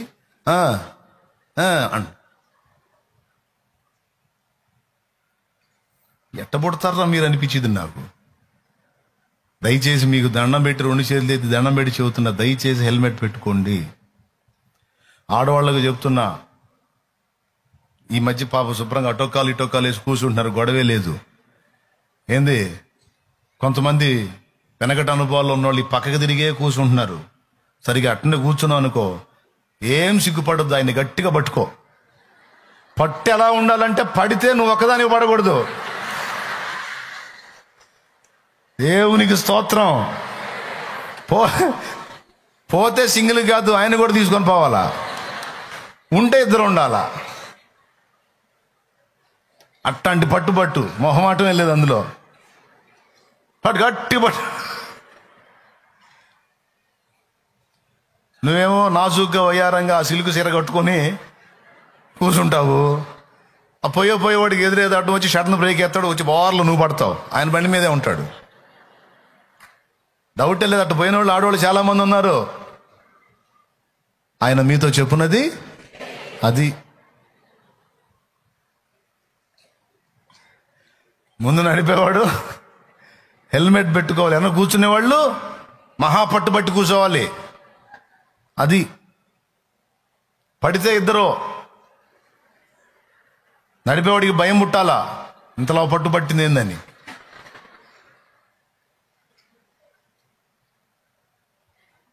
ప్రతి విషయంలో దేవుడు మనతో మాట్లాడాడు.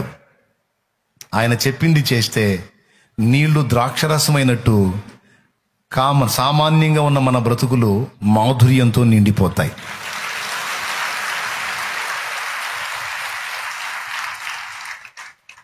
ఏమండి? మాధుర్యంగా మారిపోతాయి. మాధుర్యమే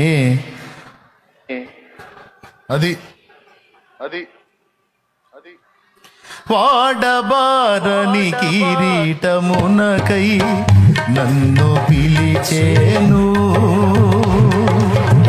వాడబారని కిరీటమునకే నన్ను పిలిచేను. తేజోవాసులైన పరిశుద్ధులతో ఎప్పుడు చేరెదనో, ఎప్పుడు చేరెదనో.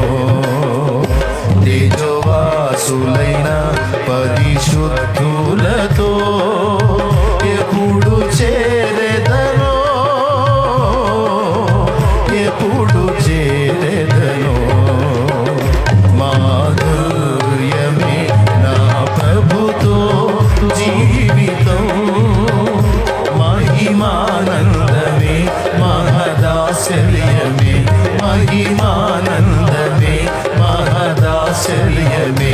మాధుర్యమే నా ప్రభుతో జీవితం. చేస్తారా? ఆయన చెప్పింది చేస్తారా? జాగ్రత్త పడతారా? ఈసారి పెట్టుకొని వస్తారా? ఎంతమంది చేతులు ఎత్తండి. తప్పకుండా హెల్మెట్ పెట్టుకోండి. ఇక్కడ నుంచి నీకు స్వరం వినబడిందంటే మర్యాదగా పెట్టుకో, లేకపోతే అంతే. దేవునికి స్తోత్రం. ఇక్కడ నుంచి వచ్చింది వార్నింగ్ అంటే అర్థం ఏంటో తెలుసా? పెట్టుకుంటే పెట్టుకుంటా, లేతలేదులే అన్నావా అయిద్ది పని అని. ఇక్కడ నుంచి రానంత వరకు నీకు డేంజర్ లేదు. ఇక్కడ నుంచి వార్నింగ్ రిలీజ్ అయిందంటే గుర్తుపెట్టుకొని మర్యాదగా నెత్తి మీద హెల్మెట్ పెట్టుకొని తిరుగు. పోయిన నెలలో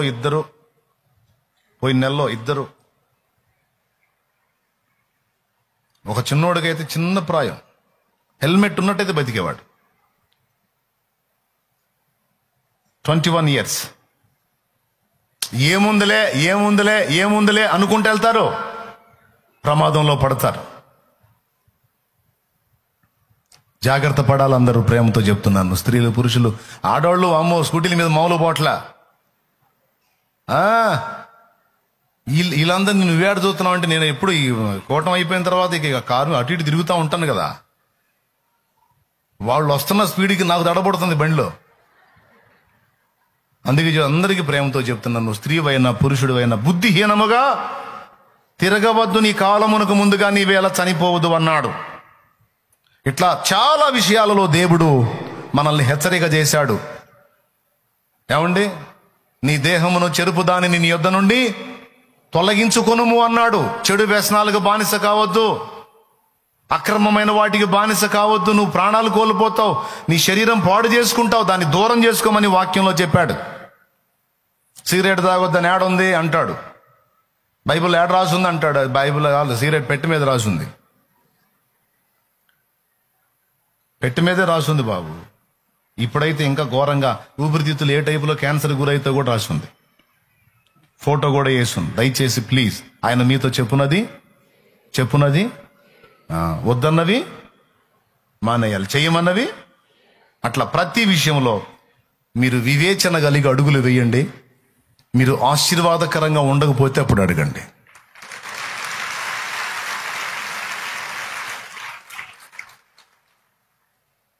అంతవరకు ఈ సెక్షన్ పక్కన పెడతాను. అచ్చంగా ఏ మాట్లాడానంటే కూటమి అంతా అయిపోయి కూడా ఇక రేపు కూడా చెప్పే అన్ని ఉన్నాయి.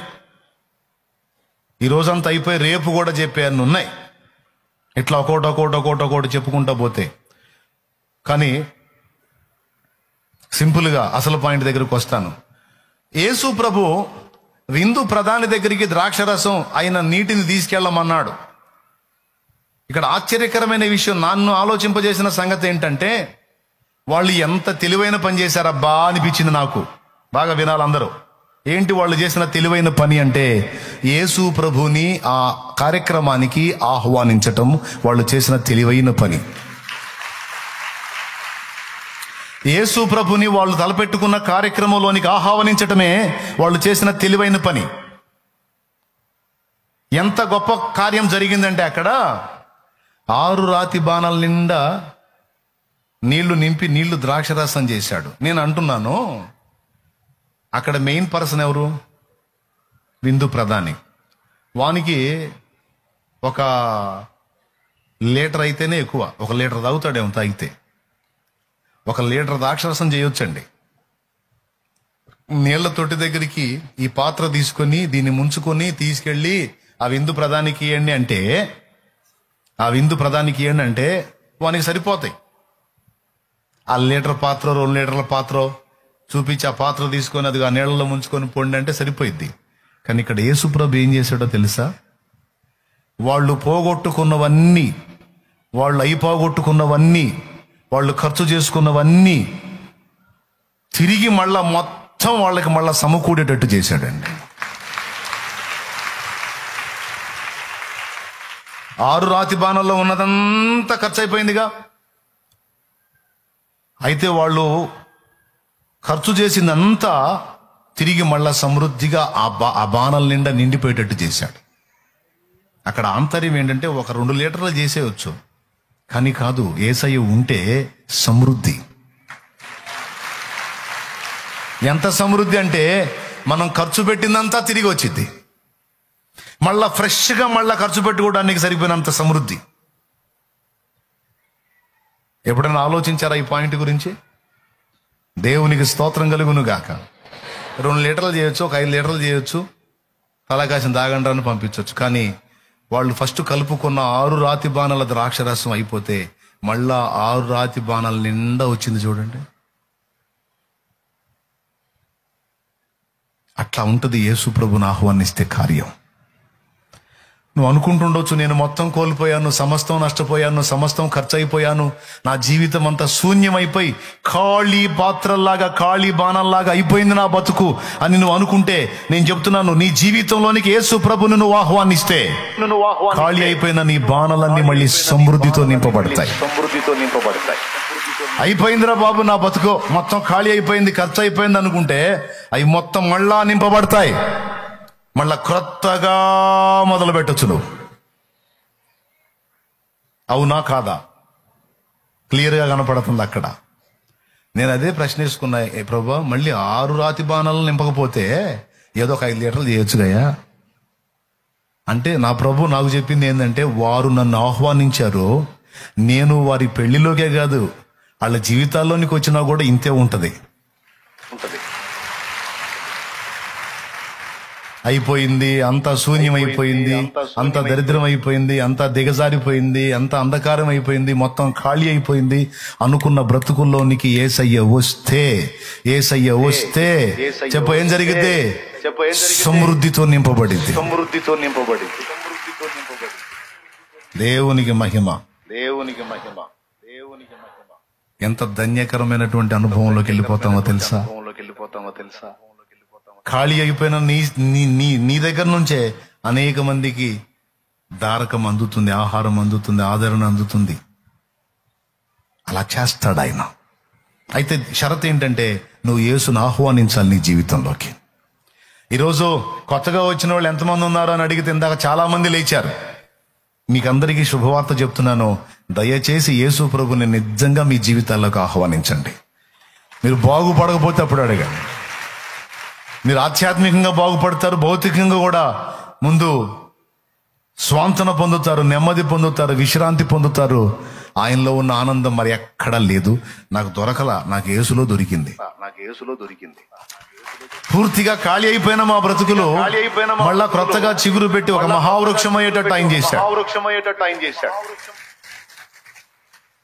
చప్పట్లు కొట్టకపోయినా నాకేం సమస్య లేదు, కానీ నా మ్యాటర్ చెప్పే మాట మాత్రం తీసుకోండి. చెప్పండి, ఏం చేయమంటారు? ఆయన మీతో చెప్పున్నది ఇప్పుడు ఏం చెప్పాను నేను దేవుని వాక్యంలో నుంచి? ఆయన్ని ఆహ్వానించిన వారికి ఎంత ఆనందం అంటే వాళ్ళు కోల్పోయిందంతా మళ్ళీ తిరిగి పొందారు. ఒకటి. రెండోది, బాబు నీ దోణిలో కొంచెం స్థలం ఇస్తావా? అది ఖాళీ దోణె. ఇందాక ఖాళీ బాణలో, ఇప్పుడు ఖాళీ దోణిని అడుగుతున్నాడు. వాళ్ళంతా రాత్రి ఆ నడి సముద్రంలోకి పోయి వేటాడి ఒక్క చేప కూడా పడక విసుగుతో ఉన్నారాళ్ళు. తిరిగి వేటాడి నిద్రలు గాసి వాళ్ళ ముఖాలన్నీ నీరు గారిపోయి ఉన్నాయి. ఆ వలలకు పట్టిన నాసు పీస్ అంతా క్లీన్ చేసుకుంటా ఉన్నారు, వలలు శుభ్రపరుచుకుంటున్నారు. ప్రభు వెళ్ళాడు. జనులు కిక్కిరిసి ఆయన మీద పడుతుంటే, సముద్రపు ఒడ్డున జనం విస్తారంగా ఉన్నారు. ఆయన మాట్లాడుతుంటే, ఆయన మీద పడుతుంటే ఆయన చూశాడు 2 ఖాళీ దోణెల్ని. వాటిలో ఒక దోణి దగ్గరికి వెళ్ళాడు. అది సీమోను దోణె. రండి, ఎక్కండి నా దోణిలోనికని ఆహ్వానించాడు. వారు పెళ్లికి ఆహ్వానిస్తే ఇతను తన పడవలోనికి ఆహ్వానించాడు. యేసు ప్రభు ఆ దోణి ఎక్కాడు, వాళ్ళకు బోధించాడు, వాళ్ళకు ఆత్మీయ ఆహారం పెట్టి అలా తృప్తిని చూసి కగ్గుండి అన్నాడు. వాళ్ళు వెళ్ళిపోయారు. వెళ్ళిపోయిన తర్వాత మరి యేసుప్రభు ఈ దోణి ఎక్కాడుగా, చూశాడు దోణి ఖాళీగా ఉంది, ఒక చేప కూడా లేదు. నన్ను ఆహ్వానించాడే, నాకు తన దోణిలో అంత స్థలం ఇచ్చాడే. సరే అయ్యా, దోణెను కొంచెం లోతునకు నడిపించి వల వేయమన్నాడు. అప్పుడు పేతురు అన్నాడు, ప్రభువా, దోణెను చిన్నంగా కదిలిస్తూనే లోపలికి నీళ్ళలో కదిలిస్తూనే అన్నాడు, ప్రభువా, మేము రాత్రంతయు ప్రయాసపడితిమి గాని మాకేమీ దొరకలేదు. అయినను నీ మాట చొప్పున వల వేతునని పేతురు తన వలను విసిరినప్పుడు విస్తారమైనటువంటి చేపలతో ఆ వల నిండిపోయినట్టు దేవుని వాక్యంలో రాస్తుంది. లూకాసు వార్త 5లో రాసుంది. ఖాళీ దోణెక్కాడు. ఆ ఖాళీ దోణిలోనికి ఆహ్వానించాడు సీమోను పేతురు. ప్రభు ఎక్కాడు ఒక దోణిలోనికి, ప్రభు నింపాడు 2 దోణెల్ని. ఎక్కింది ఒక దోణె, వాడుకుంది ఒక దోణె, నింపింది 2 దోణెలు. అక్కడ ఉంది చూడండి, 2 దోణెలు మునుగునట్లుగా వారు ఆ చేపలను నింపిరి. చదువు లూకాసు వార్త 5వ అధ్యాయము 6వ వచనం. చదువు. వారలాగు చేసి విస్తారమైన చేపలు పట్టిరి, అందుచేత వారి వలలు పిగిలిపోవచ్చుండగా వారు వేరొక దోణిలోనున్న తమ పాలివారు వచ్చి తమకు సహాయము చేయవలనని వారికి సంజ్ఞలు చేసిరి. వారు వచ్చి 2 దోణెలు మునుగునట్లు నింపిరి. అద్దుగో, ఖాళీ దోణె, లేమిగల దోణె, దరిద్రతతో నిండిన దోణె, కష్టపడతారు కానీ ప్రయోజనం లేని దోణె, ఖాళీ వలలతో తిరిగి వచ్చిన దోణె, చెత్త చెదారంతో నాచు పీచుతో నిండిపోయిన దోణె. యేసు ప్రభు ఎక్కాడు, యేసు ప్రభు అందులోకి ఆహ్వానించబడ్డాడు. ఆ దోణెను యేసు ప్రభు 2 నింపాడు. నేను చెప్తున్నాను, యేసు ప్రభుకి మనం ఆహ్వానం తెలిపి మనం కుటుంబము అనే దోణిలోనికి, మన బ్రతుకు అనే దోణిలోనికి ఆయన్ని గాని ఆహ్వానించినట్లయితే, ఆయన మన బ్రతుకు దోణిలోనికి వచ్చినట్లయితే 2 మేలు.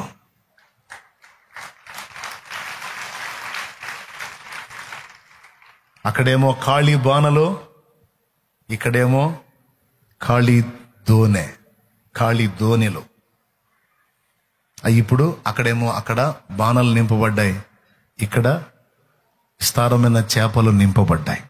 కారణం ఏంటంటే ఈ రెండు ప్రదేశాల్లోకి యేసు ఆహ్వానించబడ్డాడు, యేసు పిలువబడ్డాడు, యేసు రప్పించబడ్డాడు అక్కడికి. నేను అందుకే ప్రేమతో చెప్తున్నాను, కుటుంబము అనే దోణిలోనికి ఆహ్వానించాలి యేసు ప్రభుని. మన ప్రతి కార్యములోనికి ప్రభువుని ఆహ్వానించాలి, మన జీవితాల్లోనికి, మన కార్యాల్లోనికి, మన ప్రయత్నాల్లోనికి, మన పరిస్థితుల్లోనికి ఆయన్ని ఇన్వైట్ చేయాలి,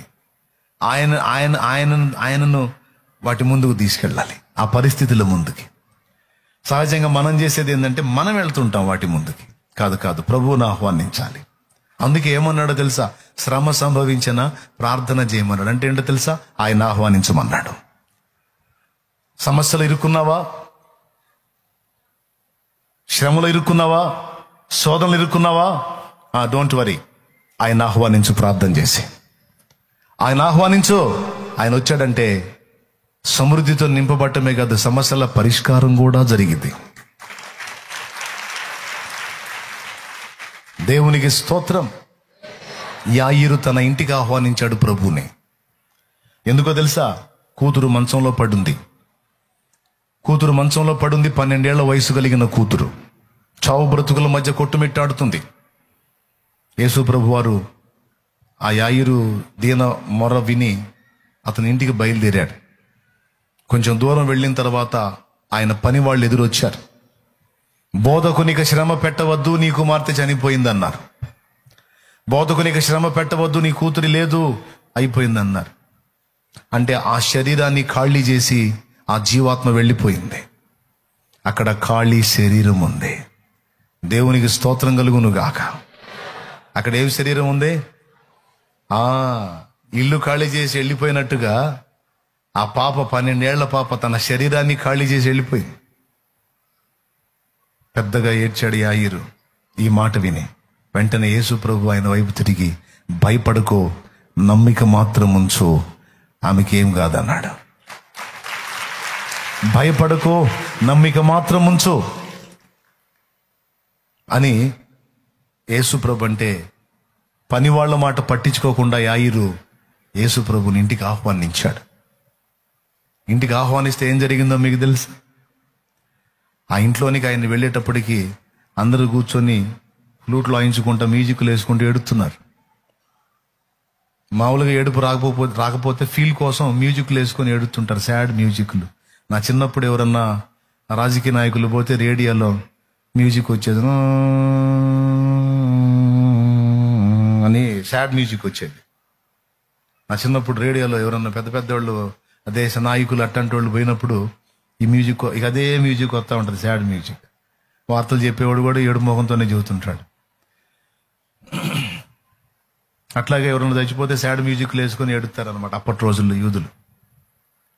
పిల్లల గ్రోవులు వాయించుకుంటా యేసు ప్రభు పోయి ఈ ఏడుపు కొట్టు మోకాలని మ్యూజిక్లు వేసుకొని ఏడిచేవాళ్ళని వీళ్ళందరినీ ఖాళీ చేయించాడు. ముందు మీరు బయటికి పండిరా, మొత్తం బయటికి పండి.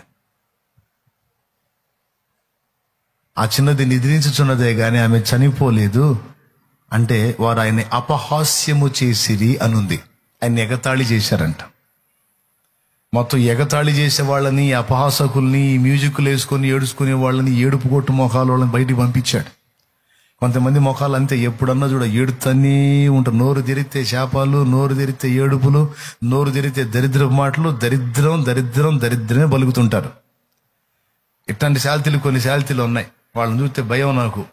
వాళ్ళని మాట్లాడి నేను, ఎందుకంటే వాళ్ళు మాట్లాడారంటే మనకు నరాల వీక్నెస్ వచ్చింది. నోరు తెరిస్తే చాలు ఎప్పుడు ఇక ఏడుపు కొట్టి వ్యవహారాలే. కళ ఉండదో, కాంతి ఉండదో, సంతోషం ఉండదో, పాడు. నేను చెబుతున్నా, అన్ని నెగిటివ్గా ఎందుకు అనుకోవాలి? దేవుడు నీకు తోడై ఉన్నాడు. నీ నెగిటివ్ పరిస్థితులు కూడా పాజిటివ్గా మారిపోతాయి అని నువ్వు ఎందుకు అనుకోవు? పోనీ పద్దాకల నెగిటివ్ అనుకొని నువ్వు సాధించేది ఏమన్నా ఉందా?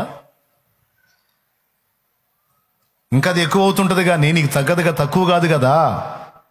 నువ్వు అది ఎందుకు మాట్లాడతావు? శుభం పలుకు, దీవెన పలుకు, ఆశీర్వచనం పలుకు, దేవుణ్ణి బట్టి మంచి పలుకు, మేలు కలిగిద్దని పలుకు, శుభం కలిగిద్దని పలుకు, దేవుడు మనకు తోడై ఉన్నాడు, మనకు జయం కలిగిద్దని పలుకు. భయం అక్కర్లేదని పలుకు. మన పరిస్థితులు మారతాయని పలుకు. దేవుడు మన ఇంట్లో ఉన్నాడు, దేవుడు మనతో కూడా ఉన్నాడు, ఆయన మనల్ని పట్టుకున్నాడు, మనం బాగుపడతామని పలుకు. మన పరిస్థితులు మారతాయని పలుకు. ఆరోగ్యాలు కుదురుపడతాయని పలుకు. రోగం తగ్గిపోయిద్దని పలుకు. సావు పడకలో ఉన్నవాడిని కూడా దేవుడు నేను బతికిస్తాడని పలుకు. శుభం పలుకు. పలకరట్ట కొంతమంది. ఎప్పుడన్నా చూడు నోటి నిండా దరిద్రపు మాటలు, ఓడిపోయిన మాటలు, నీరు గారిపోయిన మాటలు, దిగజారిపోయిన మాటలు, నరాలు వీక్నెస్ తెప్పించే మాటలు, ఇట్లాంటి మాటలే కొంతమందికి. అట్లాంటి వాళ్ళు నా పక్కన పెట్టుకోను అమ్మ. నేను నిద్రలో కూడా పెట్టుకోను. నా దరిదాపుల్లో ఉన్నా కూడా వాళ్ళ దండం పెట్టి పంపిస్తే, అర్జెంట్ వాళ్ళు పంపించండి అని. నాకు అస్సలు ఇష్టం ఉండదు ఈ ఓడిపోయిన మాటలు, భయపెట్టే మాటలు. అయిపోయింది మొత్తం అయిపోయింది, సర్వనాశనే అంతా అయిపోయి. ఇట్లాంటి మాటలు పలికే దరిద్రుల దగ్గర పెట్టుకొని నేను బాగా ఎడంగా ఉంటా. ఎందుకంటే నేను విశ్వాసముతో బతికేవాడిని. నా దేవుని మీద విశ్వాసం ఉంచుకున్నోడిని నేను. నా దేవుని మీద ఆనుకున్నోడిని నేను. నా దేవుడు సజీవుడు, బలవంతుడు. అంత బలవంతుణ్ణి, అంత రోషగాణ్ణి, అంత శక్తివంతుణ్ణి, అంత జ్ఞానవంతుణ్ణి, పరాక్రమశాలిని, సృష్టికర్తను కలిగుండి నేను దిగజారిపోయే మాటలు మాట్లాడటం ఏంది? నా దగ్గర ఉన్నాడు అట్లాంటి మాటలు మాట్లాడటం ఏంది? మాట్లాడితే ఊరుకోను. కొంతమంది ఉంటారు చీటికి మాట, చిన్నదాన్ని పెద్దానికి వాళ్ళు దడుచుకుంటారు, గందరగోళం అయిపోతారు, నా దగ్గరికి తెస్తుంటారు. అవి వినను. నరాలు వీక్నెస్ తెప్పించే మాటలు వినను. అంత అయిపోయినా సరే, మొత్తం కొలాప్స్ అయిపోయిందన్నా సరే, నేనేమంటాను తెలుసా? కొలాప్స్ అయిపోయింది, అట్లయితే 4 గంటలుగా తిరిగి లేవబోతుంది చూడంటాను. అంత అయిపోయిందా? అట్లయితే 4 గంటలుగా తిరిగి దేవుని కార్యం జరగబోతుంది చూడంటాను. నా దేవుణ్ణి బట్టి, నన్ను బట్టిగా, నా దేవుణ్ణి బట్టి చేయడా? చేస్తాడు, చేశాడు, చేస్తున్నాడు, చెయ్యబోతున్నాడు.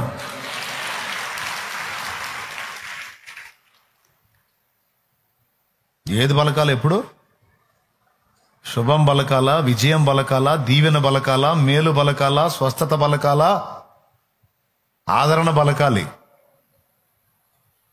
అది లిత్తే చాలు. ఇంకెక్కడలే అయిపోయిందిలే, ఇంకంత అయిపోయింది, ఇంక లేదు, ఏం లేదు. ప్రార్థన కూడా చేయబుద్ది కదా ఇట్లాంటి వాళ్ళకి. ప్రార్థన కూడా, ఎందుకంటే వాళ్ళకి చేసిన వర్కౌట్ కాదు. చెయ్యనుగా మనసారా ప్రార్థన చేయనుగా. కొంతమంది అట్లుండరు. సమస్తము ఈటుపోయినా సరే ఏం పర్లేదన్న నా దేవుడు ఉన్నాడు అనుకుంటే ఆనందంగా వస్తారు చూడు. వీరి విశ్వాసం చొప్పున వీళ్ళకి జై ప్రభు అంటారు. పంట అంతా పోయిందిరా అనుకున్న దానిలోనే నీకు కావాల్సినంత వచ్చేటట్టు చేస్తాడు ఆయన. అబ్బా తెగులు సోకిందిరా, పంట పోయిందిరా అనుకున్న దానిలో నుంచే నీ ఖర్చులు పోను, ఇంకా నీకు లాభం తెలియటట్టు చేస్తాడని. చెయ్యకపోతే అప్పుడు అడుగు చేస్తాడు ఆయన. ఆయన్ని బట్టి ధైర్యం, అందులోనే నీకు వచ్చేటట్టు చేస్తాడు, అందులోనే నీకు తేలొచ్చేటట్టు చేస్తాడు. మరి నడి సముద్రంలో దొరకని చేపలు ధరినట్టు దొరికినాయి. నీకు సాధ్యమే, సర్వం సాధ్యమే, ఒక మాట పలికిన చాలు. నీకు సాధ్యమే, సర్వం సాధ్యమే, ఒక మాట పలికిన చాలు. అయ్యా ఒక మాట పలికిన చాలు. అయ్యా ఒక మాట పలికిన చాలు. విన్నపాలు వినో దైవమా, నా కన్నీరు గాంచు దైవమా, స్వస్థతనిచ్చు దైవమా, నీకే స్తోత్రము యేసయ్యా. విన్నపాలు వినో దైవమా.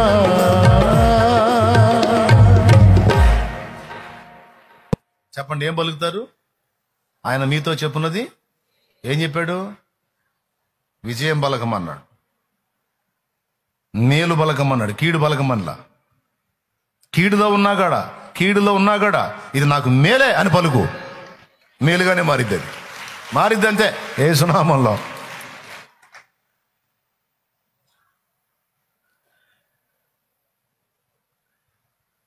ఎన్ని సాక్ష్యాలు ఉన్నాయో.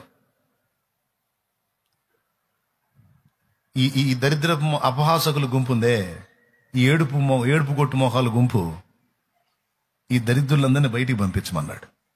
ఆ ఇంట్లోంచి మొత్తం అర్జెంట్గా వీళ్ళందరినీ బయటికి పంపించు. వీళ్ళు మామూలు ఏడుపులోళ్ళు కాదు, వీళ్ళు మ్యూజిక్లు వేసుకుని ఏడిసే రకాలు వీళ్ళు ఏడుపులో ఎంజాయ్ చేసే రకాలు వీళ్ళు. మళ్ళీ ఫ్లూట్లో వాయించుకుంటూ ఏడిసేవాళ్ళు వీళ్ళు. ఫ్లూట్ ఎందుకు అనుకున్నావు? ఏడిసేవాడు ఇంకొంచెం ఎంకరేజ్ చేయడానికి.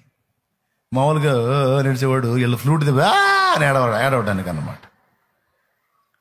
ఏడుపుల్ని ఎంకరేజ్ చేసే దరిద్రపు వ్యవహారం ఇదంతా. కావాలంటే చూడండి, అక్కడ ఉంది, పిల్లల గ్రోవులు వాయించు.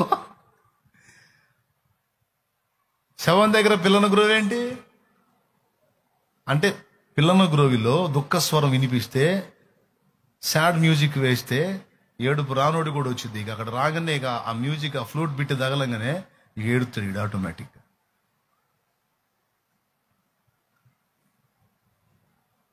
పంపించేయాల వాళ్ళందరినీ. మనలో కూడా ఉంటారు ఇట్లాంటి శోధకులు, మనలో కూడా ఉంటారు ఏడుపు కొట్టు మొహం వాళ్ళు, మనలో కూడా ఉంటారు. పంపించాలి, బయటికి పోవాలి. ఆయనలో సంతోషం ఉంది, ఆయనలో ఆనందం ఉంది. సంతోషించుడి, ఎల్లప్పుడూ సంతోషించుడి, ఎడతెగక ఎల్లప్పుడూ సంతోషముగా ఉండుడి, ఎడతెగక ప్రభునందు ఆనందించుడి. మరలా చెప్పుదును. ఎట్లా చేయాలి? ఏం టెన్షన్ పడదు, ప్రార్థన చేయి, దారి ఆయనే చూపిస్తాడు. నీకు దారులన్నీ మూసుకుపోయి ఉండొచ్చు, కానీ ఆయనకి ఇంకా 100 దారులు ఉన్నాయి. నీకెందుకు? యాయిరు ఏసై చెప్పిన మాట విన్నాడు. పోండి మొత్తం బయటికి పండి అన్నాడు. నీకేం పిచ్చి పట్టిందా యాయిరు? నువ్వు ఆయన మాట నమ్ముతావేంటి? నిజంగానే పోయింది నీ కూతురు, పోయిందో పోలేదో తర్వాత తేల్చుకుంటా, ముందు మీరు పోండి. గుర్తుపెట్టుకో, మమ్మల్ని అవమానపరుస్తున్నావు నువ్వు.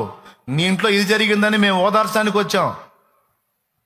ఫ్లూట్లు తీసుకొని మరి, మ్యూజిక్ లేసి మరి, నువ్వేమనుకుంటున్నావు? నీ ఇష్టం, మొహమాటం లేకుండా పోండి, బయటికి పోండి అంటున్నావు. జాగ్రత్త, ఇంకోసారి పోతే రావు. మేము బావద్దు, మీరు వచ్చి ఏడవద్దు, పోండి దరిద్రులారు పోండి.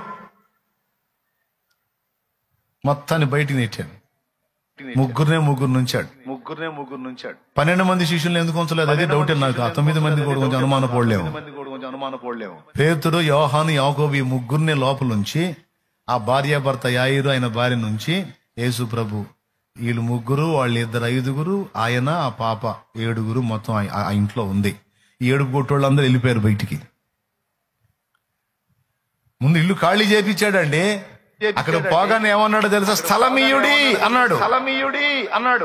అంటే స్థలము కూడా లేనంతగా నిండిపోయారు ఇంటి నిండా అపహాసకులు, ఏడుపు కొట్టోళ్ళు. ఆయన పోయి అడగాల్సి వచ్చింది, స్థలమీయుడి, కాస్త ఖాళీ ఏంట్రా బాబు? ఖాళీ లేదు ప్రభా, మా బతుకంతా ఏడుపుతో నిండిపోయింది ప్రభా.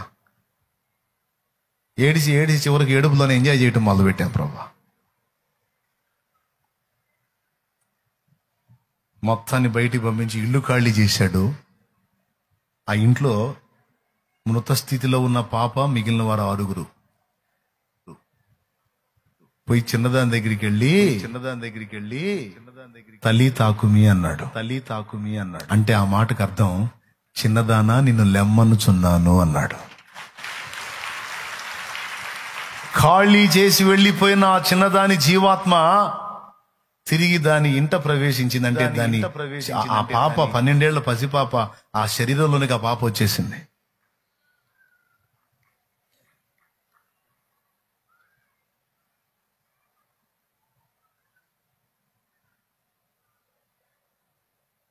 అదిగో లేచి కూర్చుంది. దేవునికి స్తోత్రం కలుగును గాక. ఇవన్నీ రియల్గా జరిగిన విషయాలు, బైబిల్ గ్రంథంలో రాయబడిన సంగతులు. ఎక్కడ రాశారో మీకేమన్నా వాళ్ళు స్క్రీన్ మీద వేస్తారేమో అని చూస్తే వాళ్ళేం వేయలేదు. మత్తయి సువార్త 9వ అధ్యాయం 23వ వచనం. అంతలో యేసు ఆ అధికారి ఇంటికి వచ్చి పిల్లన గ్రోబులు వాయించు వారిని గొల్ల చేయుచుండు జనసమూహమును చూచి, స్థలమీయుడి, ఈ చిన్నది నిద్రించుచున్నదే గాని చనిపోలేదని స్థలమీయుడే, స్థలమీయుడే. ఆ మాట గుర్తుపెట్టుకోండి. ఏమడుగుతున్నాడు? నాకింత చోటు ఏంట్రా బాబు. మరణపు వాసన అక్కడ లేకుండా చేస్తాను, అక్కడ లేకుండా చేస్తాను. జీవపు సువాసనతో ఆ ప్రాంతాన్ని నింపుతాను. నాకంత స్థలం నింపుతాను, నాకంత స్థలం అంత స్థలం ఇవ్వండి. ఏమమ్మా, నీ ఊరు మొత్తం మారాలని ప్రార్థన చేస్తున్నావు. నీ ఇంట అంత కూటం పెట్టడానికి స్థలమి. దైవజనుడు వచ్చి ఆ ఇంట అంతా దేవుని వాక్యం అందించడానికి నీకేదన్నా స్థలం ఉంటే స్థలమి, లేకపోతే నీ ఇంట స్థానమి. ఆ సమాజంలో మరణపు వాసన తొలగిపోయి దేవుని జీవపు వాసన వచ్చేటట్టు యేసయ్య చేస్తాడు. ఎవరిస్తారు మరి? ఎవరిస్తారండి? యేసయ్య వచ్చి జీవపు సువాసన వెదజల్లాలంటే మీ ప్రాంతాల్లో, మీ ఊరిలో, మీ ప్రదేశంలో, మీ గ్రామంలో, మీ వీధిలో, మీ పట్టణంలో, మీ ప్రాంతంలో జీవపు సువాసన వెదజల్లబడినట్లు, మరణపు వాసనలు తొలగిపోఉన్నట్లు యేసు ప్రభువుకి అంత స్థానం ఇచ్చేవాళ్ళు ఎవరండి? కోట్లు కోట్లు డబ్బు కలిగి ఉంటారండి. కోట్లు కోట్లు డబ్బులండి. పేదోళ్ళేం కాదండి, లేనోళ్ళేం కాదండి. కానీ యేసు ప్రభుకి వాళ్ళకున్న దానిలో అంత చోటు కేటాయించరండి. ఏం బతుకులో ఈ బతుకులు ఎందుకండి? ఆ బతుకులు యేసు ప్రభుకి అంత స్థానం చూపించలేని బతుకులు ఎందుకండి? నేను అడుగుతున్నా. మన శుక్రవారం చెప్పా, ఇప్పుడు కూడా చెప్పా. ఏ ఏ ప్రాంతాల్లోంచి లైవ్ వింటున్నారో, ఇక్కడికి వచ్చి కూర్చున్నారో, మీ ప్రాంతాల్లో చాలా ప్రాంతాల్లో సేవ లేదు. మీరున్న గ్రామాల్లో, మీరున్న ప్రదేశాల్లో, మీరున్న పట్టణాల్లో చాలా ప్రాంతాల్లో సేవ లేదు. ఆ సేవ లేని ప్రదేశాల్లో ఆత్మలు నశించిపోతుంటే నీకు బాధ కలుగుతుంది. మంచిదే, సరిగానే స్పందిస్తున్నావు. దాంతోపాటు నీ త్యాగం, నీకు సమృద్ధి కలిగి ఉందా? కొంత స్థలం కేటాయించి దేవునికి చూపించలేవా అంత స్థానాన్ని? దైవజనుడా, ఇదిగో మా ప్రాంతంలో సేవ చేయడానికి స్థలం కేటాయించాను, రా పంపించేవరనో దైవజనుడిని పంపించు. ఇదిగో నా ప్రాంతంలో నాకు ఇంత స్థలం ఉంది, అదిగో దాన్ని దేవుని కోసం కేటాయించానని ఫోన్ చేయి. ఊరు చెప్పు, అడ్రస్ చెప్పు. వస్తాడు దైవజనుడు. అతనికి కొంచెం ఆదరణగా నిలబడు, బాసటగా నిలబడు. నీ కుటుంబాన్ని ఆధారం చేసుకొని చిన్నగా దేవుని పని మొదలుపెట్టి ఆ ప్రాంతంలో ఉన్న మరణపు వాసన, సాతాను యొక్క దుర్గంధాన్ని తరిమి కొట్టి దేవుని జీవపు సువాసనను వెదజల్లే దేవుని పాత్రగా నిలబడతాడు. చాలా స్పష్టంగా చెప్తున్నాను. ఎంతమంది అండి మొన్న ఒక ల్యాండ్ కోసం ఒక చోట ట్రై చేశాం, ఒక ప్రదేశంలో. అది మొత్తం 20 సెంట్ల స్థలం. దేవుని మందిరానికి అడిగితే అన్యజనుడు ఇస్తానన్నాడు, క్రైస్తవుడైనోడు ఇవ్వనన్నాడు.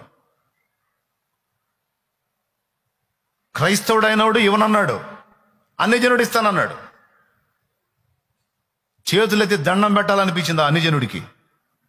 వీడు క్రైస్తవుడు, ఎందుకు తగలబెట్టనా? వీడు క్రైస్తవుడు. ఇంకొక మాట, అవసరమైతే అన్యుడిని కూడా ఇవ్వనీయను, వాడి దగ్గర నేను కొంటా, నేను ఇవ్వనీయను అన్నాడంట. ఇట్లాంటి దరిద్రులు ఉన్నారండి. నేను వాక్యంలో చదివా, నా జనుల్లో దుష్టులు ఉన్నారంటే ఎట్లుంటారా అనుకున్నా. ఒక్కొక్కడి వ్యవహారం తెలుస్తుంటే అర్థమవుతుంది నాకు. సరే, నీ దాన్ని ఏదో లాభాన్ని కాసి అన్యజనుడిని ఎందుకు అడ్డం తగులుతున్నావు? అసలు నువ్వు దేవుని బిడ్డవా? నువ్వు ఎవరి బిడ్డ? సైతాను సంబంధివే. ఎవరైనా నువ్వు ఆరాధిస్తుంది నజరేయుడైన యేసునేనా, వేరొక యేసునా? నజరేయుడైన యేసునా, డబ్బును ప్రేమించమన్న యేసునా? ఎవరిని వీడు ఆరాధిస్తుంది? ఎవరిని వీడు మొక్కుతుంది? మళ్ళీ డైలాగ్, నేను క్రైస్తవుణ్ణే. ఏ క్రైస్తు బాబు? ఏ క్రీస్తు? నీ క్రీస్తు నజరేయుడైన యేసు క్రీస్తేనా? దౌర్భాగ్యుడా. దేవుని పని జరుగుతున్నప్పుడు, దేవుని పనికి అవకాశం ఏర్పడినప్పుడు సంతోషంతో స్థలం ఇవ్వాలి, స్థానం ఇవ్వాలి. నా జన్మ ధన్యం. సచ్చిన బతిని ఇదొక సాక్ష్యం. మళ్ళా ఒట్టిగా అడగల ధనానికే. డబ్బుకే ఈయటానికి ఒప్పుకోకుండా అడ్డం తగలటానికి ఇష్టపడ్డాడు ఒట్టికి ఇస్తాడా?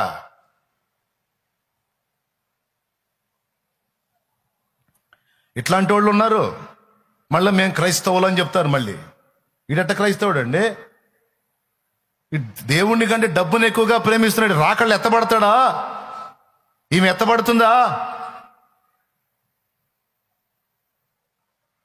దేవుని సన్నిధిని ప్రాంతానికి రావడానికి దేవుడు నీకు పిలుపునిస్తే, ఇదిగో నీకు నేను ఇచ్చాను కదా, దానిలో నుంచి కొంత నువ్వు ఎందుకు కేటాయించు అని దేవుడు నేను ప్రశ్నిస్తే గుండె కదిలిపోవద్దు. అమ్మో ప్రభు అని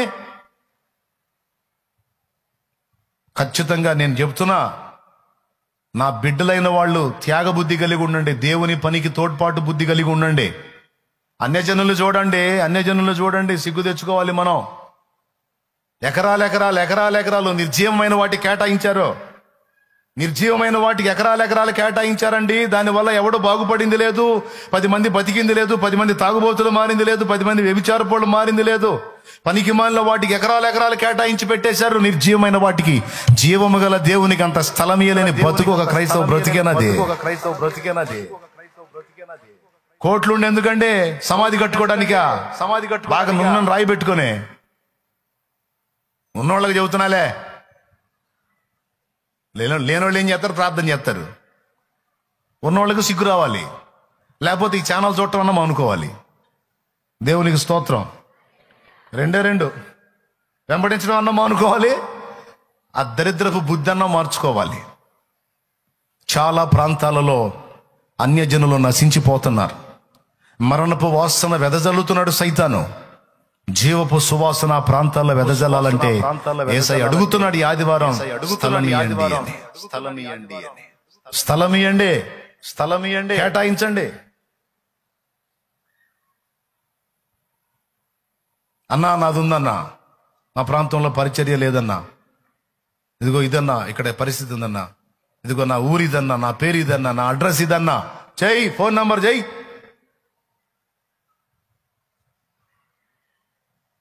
వస్తాడు దైవజనుడు, వస్తాడు. దేవుని చేత మందిరం కట్టబడేదో పరిచర్య జరిగిద్ది.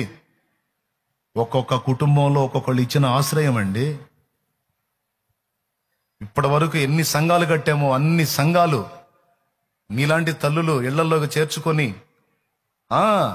దైవజనుడికి దైవజనురాలికి అంత ఆతిథ్యం ఇచ్చి వాళ్ళు వచ్చే టైంకి నలుగురిని సమకూర్చి ఆ కుటుంబము నలుగురు కలిసి ఆరాధించడం మొదలుపెట్టి ఈరోజు వందల సంఘాలు అయినాయి.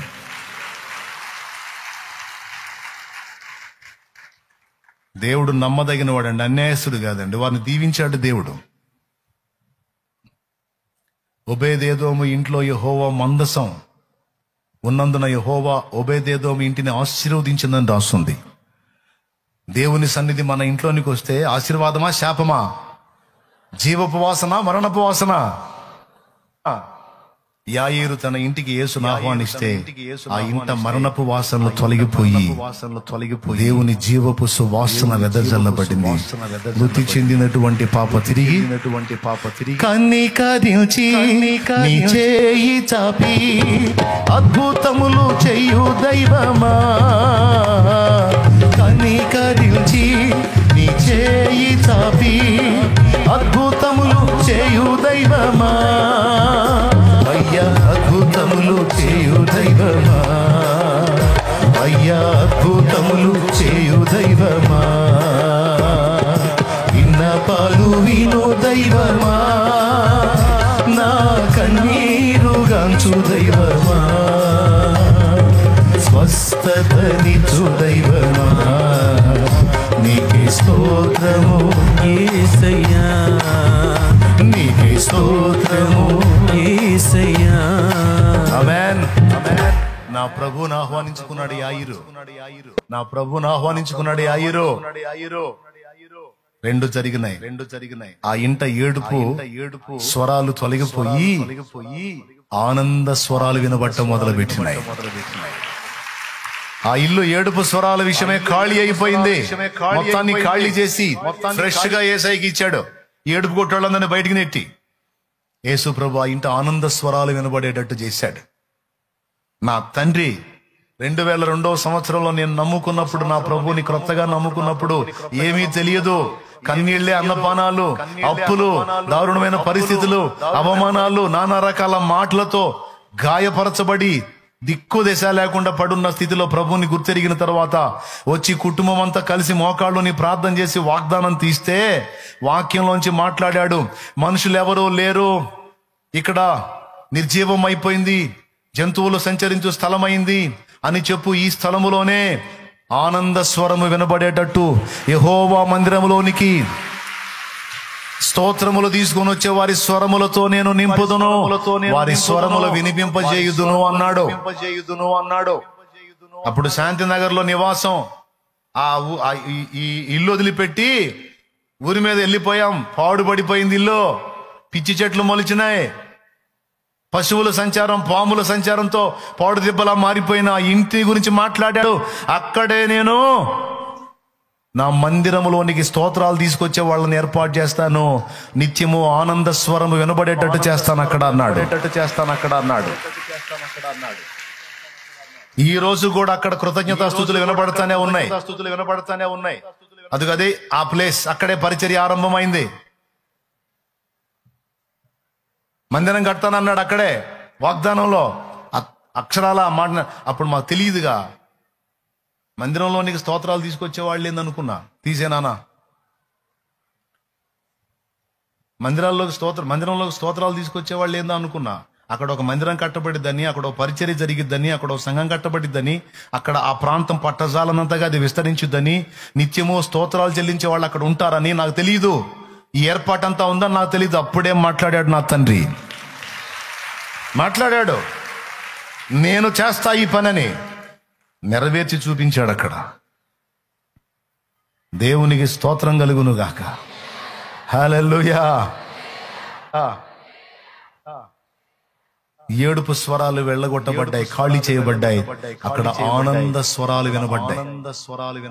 మరి అక్కడ మరణపు వాసన ఖాళీ చేయబడింది, జీవపు సువాసన నా ప్రభువుని చేర్చుకున్నందుకు అక్కడ వెదజల్లబడింది. నేను అందుకే చెప్తున్నాను, ఎక్కడికైనా ఏ స్థితిలోకైనా నా ప్రభువును ఆహ్వానించండి అని చెప్తున్నాను. రాయ్యా నువ్వు రాయ్యా అని ఆహ్వానించు. నా ఇంట్లోకి రాయ్యా, నా దేహంలోనికి రాయ్యా, నా జీవితంలోకి రాయ్యా, నా పిల్లల జీవితాల్లోకి రాయ్యా, నా బిడ్డల కుటుంబంలోనికి రాయ్యా, మా సమాజంలోనికి రాయ్యా, మా గ్రామంలోనికి రాయ్యా, మా పట్టణంలోనికి రాయ్యా, మా ప్రాంతంలోనికి రాయ్యా. రచించిపోతున్నారు రాయ్యా, పాడైపోతున్నారు రాయ్యా, కూలిపోతున్నారు రాయ్యా, శాపగ్రస్తులైపోతున్నారు రాయ్యా అని పిలవాలి నువ్వు. నా తండ్రి అడుగుపెట్టిన దగ్గర జీవపు సువాసన, ఆనంద స్వరము